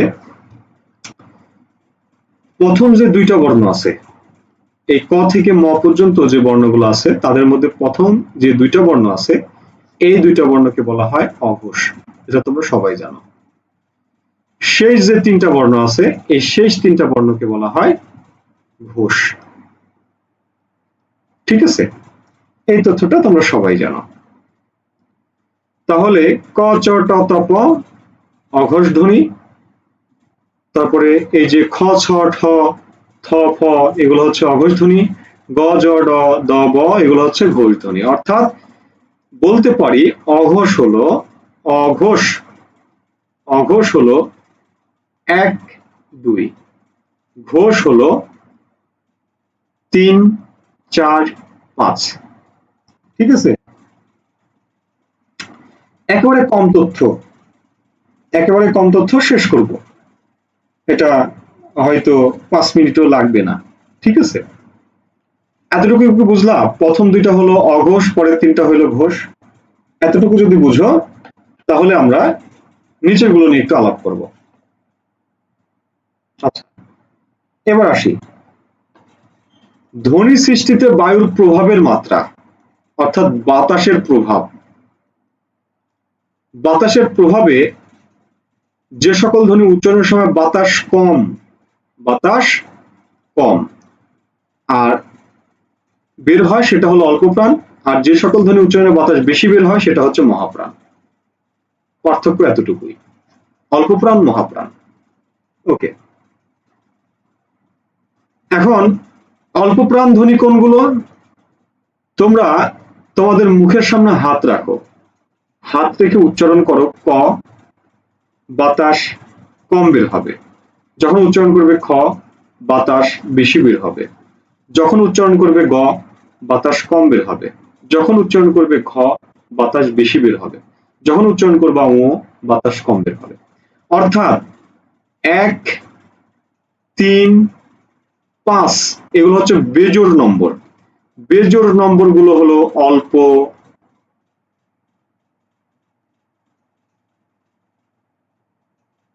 অল্প, অল্প প্রাণ। অল্প প্রাণ হলো কোনগুলা? 1 3 5। আর মহাপ্রাণ কোনগুলা? জোর মহাপ্রাণ। জোর কোনগুলা?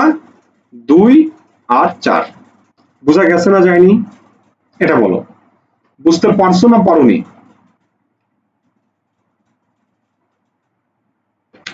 বুঝতে পারছো? এই বাচ্চারা বুঝতে পেরেছ?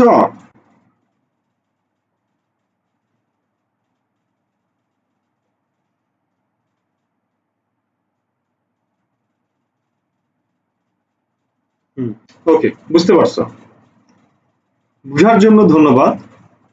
এবার দেখো, আমরা একটু আগে পড়লাম কি? একটু আগে পড়লাম অঘোষ 1 2, ঘোষ 3 4 5। তাহলে আমরা কি একটা নোট করতে পারি না?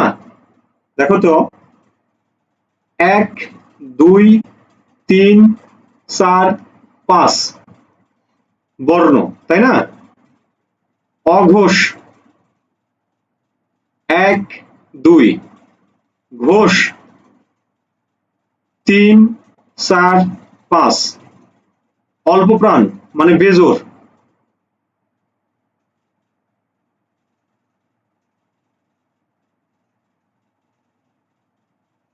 অল্প প্রাণ মানে কি? বেজোর। 1 3 5। মহাপ্রাণ মানে কি?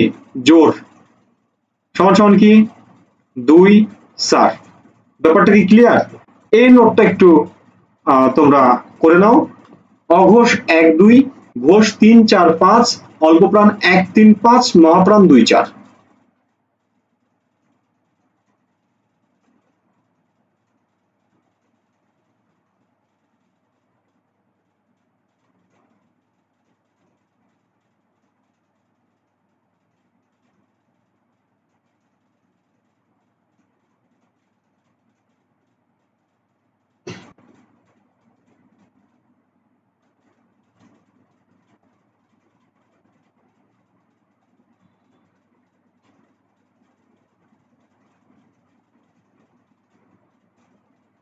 আচ্ছা, নোট সম্ভবত তোমাদের করা হয়েছে। এবার আসো, প্রশ্ন হবে এরকম, অঘোষ অল্প প্রাণ কোনটা? অঘোষ অল্প প্রাণ কোনটা? অঘোষ মহাপ্রাণ কোনটা? ঘোষ অল্প প্রাণ কোনটা? ঘোষ মহাপ্রাণ কোনটা? প্রশ্ন হবে এরকম, বুঝছো? প্রশ্ন হবে এরকম, অঘোষ অল্প প্রাণ, অঘোষ মহাপ্রাণ। দেখো তো, অঘোষ মানে কি? অঘোষ মানে এক দুই, ঠিক আছে। অল্প প্রাণ মানে কি? অল্প প্রাণ মানে বেজোর। তাহলে অঘোষ অল্প প্রাণ কোনটা? অঘোষ অল্প প্রাণ হচ্ছে 1 নম্বর। অঘোষ মহাপ্রাণ, অঘোষ মানে এক দুই, মহাপ্রাণ মানে বেজোর, তাহলে অঘোষ মহাপ্রাণ হচ্ছে 2 নম্বর। ঘোষ অল্প প্রাণ, ঘোষ মানে কি? ঘোষ মানে হলো 3 4 5। অল্প প্রাণ মানে কি? অল্প প্রাণ মানে বেজোর, তাহলে ঘোষ মানে হচ্ছে 3 4 5 এর মধ্যে বেজোর গুলা, তাহলে 3 আর 5, এইটা এই দুইটা হলো অল্প প্রাণ এবং ঘোষ। ঘোষ মহাপ্রাণ, ঘোষ মানে কোনটা? 3 4 5, মহাপ্রাণ মানে কি? জোর। 3 4 5 এর মধ্যে জোর কোনটা? 4 নম্বর। আশা করছি বুঝতে পারবে, এটাও নোট করো।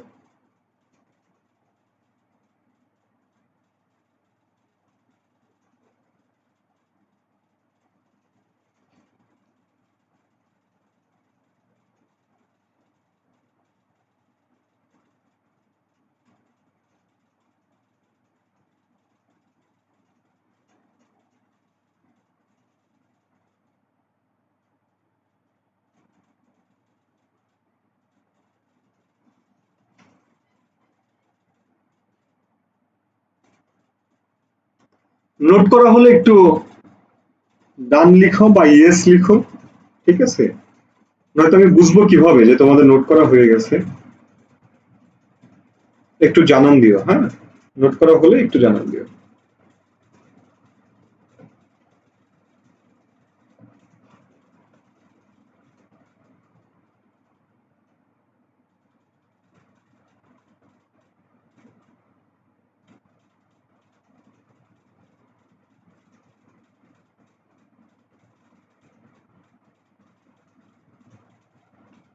ওকে, নোট করা হয়ে গেছে তোমাদের। তাহলে আমরা যেটা বুঝলাম, একেবারে সহজভাবে, অঘোষ মানে প্রথম দুইটা, ঘোষ মানে শেষের তিনটা, অল্প প্রাণ মানে বেজোর, মহাপ্রাণ মানে জোর। এখন আমাদের আলোচনা হবে নিচের লাইন। নিচের লাইনের এই যে এই মার্ক যেগুলো, এই যে এই কয়েকটা বর্ণ, এই কয়েকটা বর্ণ কোনটা ঘোষ কোনটা অঘোষ? দেখো, অন্তস্থ জ, অন্তস্থ জ সমান সমান কি? বর্গীয় জ, কারণ অন্তস্থ জয়ের উচ্চারণ বর্গীয় জ। তাহলে বর্গীয় জ ঘোষ না অঘোষ? দেখো 3 নম্বর, 3 নম্বর মানেই কি? 3 নম্বর মানে হলো ঘোষ। 3 কি? 3 হলো বেজোর। বেজোর মানে কি? বেজোর মানে হচ্ছে অল্প প্রাণ, ঠিক আছে। র, দেখো তো র, কান নিচে ফোঁটা দিলে র পাওয়া যায়, বয়ের নিচে ফোঁটা দিলে র পাওয়া যায়। তাহলে ব কত নম্বর? ব দেখো 3 নম্বর বর্ণ, তাহলে 3 নম্বর বর্ণ হলে কি হবে? ঘোষ অল্প প্রাণ। ওকে, ল, ল দেখো তো উপরের এই 25টার সাথে কোনো মিল আছে? 25টা বর্ণের সাথে কোনো মিল আছে? কোনো মিল নাই। তাহলে ল এর অবস্থান থেকে ল কে হিসাব করব, 1 2 3, ল হচ্ছে 3 নম্বর বর্ণ। 3 নম্বর বর্ণ হলে ঘোষ অল্প প্রাণ। এরপরে আসো তালব্য স, তালব্য স, মূর্ধন্য স, দন্তস্ব, উপরের স যুক্ত কোনো বর্ণ নাই। তাহলে এরা সমান সমান, আমরা জানি উচ্চারণে 300 সমান সমান তালব্য স হয়। তাহলে তালব্য স অবস্থান কত নম্বরে? তালব্য স এর অবস্থান 1 নম্বরে, অর্থাৎ এদের সবার অবস্থান তাহলে কি? তালব্য স এর 1 নম্বর। 1 নম্বর হইলে কি? 1 নম্বর হলো অঘোষ। 1 2 যেহেতু অঘোষ, তাহলে অঘোষ 1 নম্বর কি? বেজোর, সুতরাং অল্প প্রাণ। এরপরে আসো হ, আমরা হকে যদি উপরে যে মিলাই, কোথাও আমরা হয়ের রিপ্লেস বর্ণ পাবো না। যখন রিপ্লেস বর্ণ পাবো না, তখন তাকে আমরা কাউন্ট করব, 1 2 3 4, হ হচ্ছে 4 নম্বর। হ যদি 4 নম্বর হয় তাহলে হয়ের অবস্থান 4 হলে সেটা কি হবে? 3 4 5, এটা হলো কি ঘোষ, এবং 4 হলো একটা জোড় সংখ্যা, সুতরাং এটা হবে কি মহাপ্রাণ। আরেকটা তথ্য জানো, হ যদি ঘোষ মহাপ্রাণ হয় তাহলে হয়ের উল্টাটা হচ্ছে বিসর্গ। তাহলে বিসর্গ কি হবে? বিসর্গ হবে উল্টা। উল্টা এই জন্য লিখছি 1 বাই বিসর্গ। ঠিক আছে, তাহলে এটাকে আমরা বলবো কি অঘোষ অল্প প্রাণ। অল্প প্রাণ মিলিয়ে দিচ্ছি জাস্ট। এরপরে দেখো অন্তস্থ। অন্তস্থ মানে কি? অন্তস্থ কার নিচে ফোঁটা দিলে অন্তস্থ পাওয়া যায়? অন্তস্থ জয়ের নিচে ফোঁটা দিলে অন্তস্থ পাওয়া যায়। অন্তস্থ জয়ের অবস্থান কি? বর্গীয় জ। বর্গীয় জ মানে কি? 3 নম্বর। 3 নম্বর হলে কি হবে? 3 নম্বর হলে সেটা অল্প প্রাণ, সরি হ্যাঁ বেজোড় অল্প প্রাণ, এবং পাশাপাশি সেটা কি 3 4 5, সেটা হলো ঘোষ। ঠিক আছে, এরপরে আসি ডয় বিন্দু র।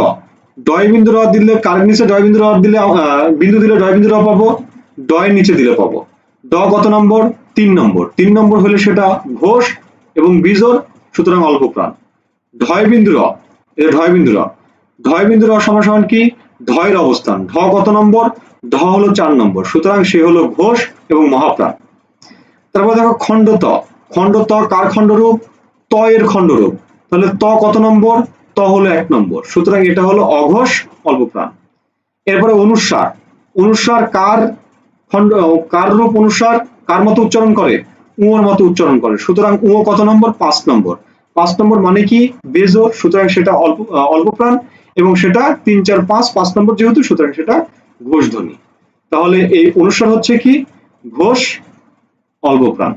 আর এই বিসর্গটা বললাম কি? হয়ের উল্টা। হ হচ্ছে ঘোষ মহাপ্রাণ, বিসর্গ হবে অঘোষ অল্প প্রাণ। আর চন্দ্রবিন্দু এর কোনো উচ্চারণ নাই। বোঝা গেছে না বোঝা যায়নি?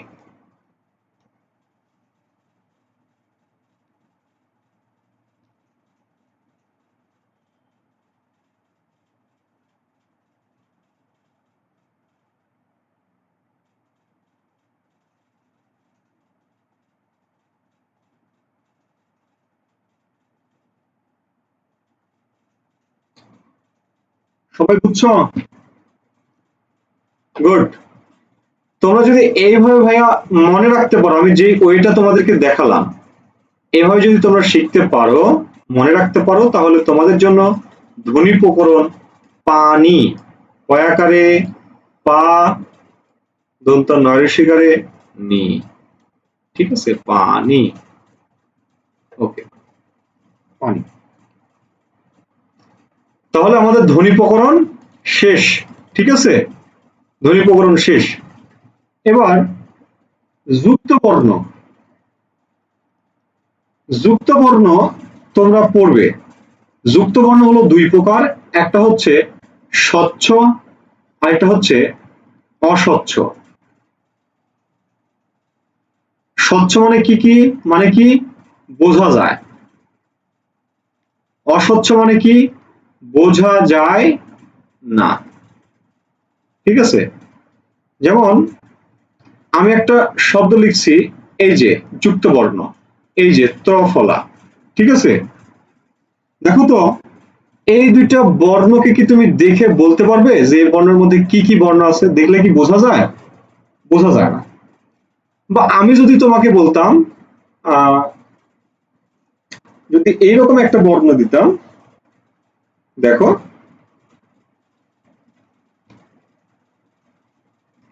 যদি এইরকম একটা বর্ণ দিতাম, এইরকম একটা যদি বর্ণ দিতাম, বা এইরকম যদি একটা বর্ণ দিতাম, ঠিক আছে, বা তোমাকে যদি আমি এইরকম একটা বর্ণ দিতাম, ঠিক আছে, তাহলে তুমি কিন্তু অনায়াসে বলে দিতে পারতে, ও এই জায়গাতে তো 2টা বর্ণ দেখা যাচ্ছে, একটা হলো ক আর একটা হলো ট, সরাসরি দেখা যায়। এই জায়গাতে তো 2টা বর্ণ, একটা হচ্ছে তালব্য স আর একটা হলো ছ। এই জায়গাতে তো 2টা বর্ণ, একটা হচ্ছে প আর একটা হলো কি ত।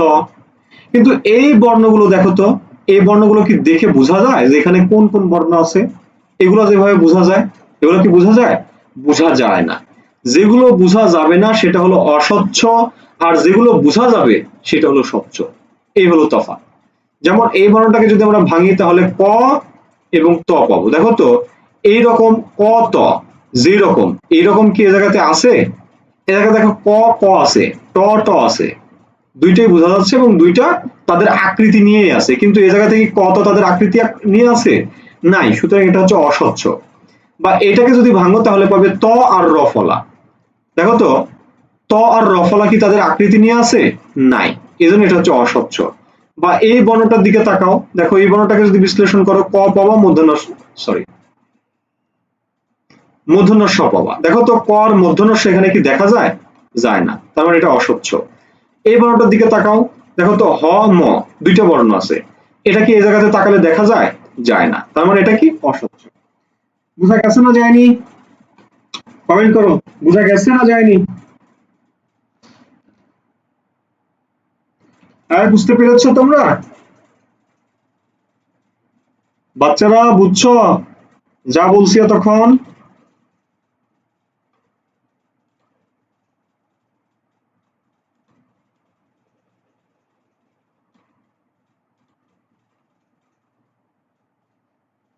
হ্যাঁ, আজকে আমাদের আলোচনা এতটুকুই, শেষ করে দিচ্ছি এখনই, কারণ আমাদের আলোচনা ছিল ধ্বনি প্রকরণ, এই ধ্বনি প্রকরণ আর যুক্ত বর্ণ, আমাদের দুইটাই কমপ্লিট। তাহলে সবাই একবার লিখে ফেলো আলহামদুলিল্লাহ, যেহেতু আমরা শেষ করেছি। আল হামদুলিল্লাহ, আলহামদুলিল্লাহ, শেষ করলাম। আচ্ছা, আর কোনো কথা নেই? কথা শেষ করি, অনেক কথা বললাম, দীর্ঘ ১.৫ ঘন্টার ওপরে। আমাদের যে মনোবাসনা, যে ইচ্ছা, ঠিক আছে, যে নিয়ত, সেই নিয়তটি পূর্ণ হোক। আমরা যে পরিশ্রম করছি আমাদের পরিশ্রমটা সফল হোক, সেই প্রত্যাশা রাখি। সেই প্রত্যাশা রেখেই আজকের মতো বিদায় নিচ্ছি। তোমরা সবাই ভালো থাকবে, সুস্থ থাকবে, পড়াশোনার সাথেই থাকবে, বাংলা ক্লাসরুমের সাথেই থাকবে এবং আমার জন্য দোয়া করবে। আমি শুরু থেকে যেভাবে যুক্ত আছি এভাবে যাতে শেষ পর্যন্ত তোমাদের সাথে থাকতে পারি। এই নিয়ে বিদায় নিচ্ছি, সবাই ভালো থাকো, সুস্থ থাকো। আল্লাহ হাফেজ। আসসালামু আলাইকুম ওয়া রাহমাতুল্লাহ।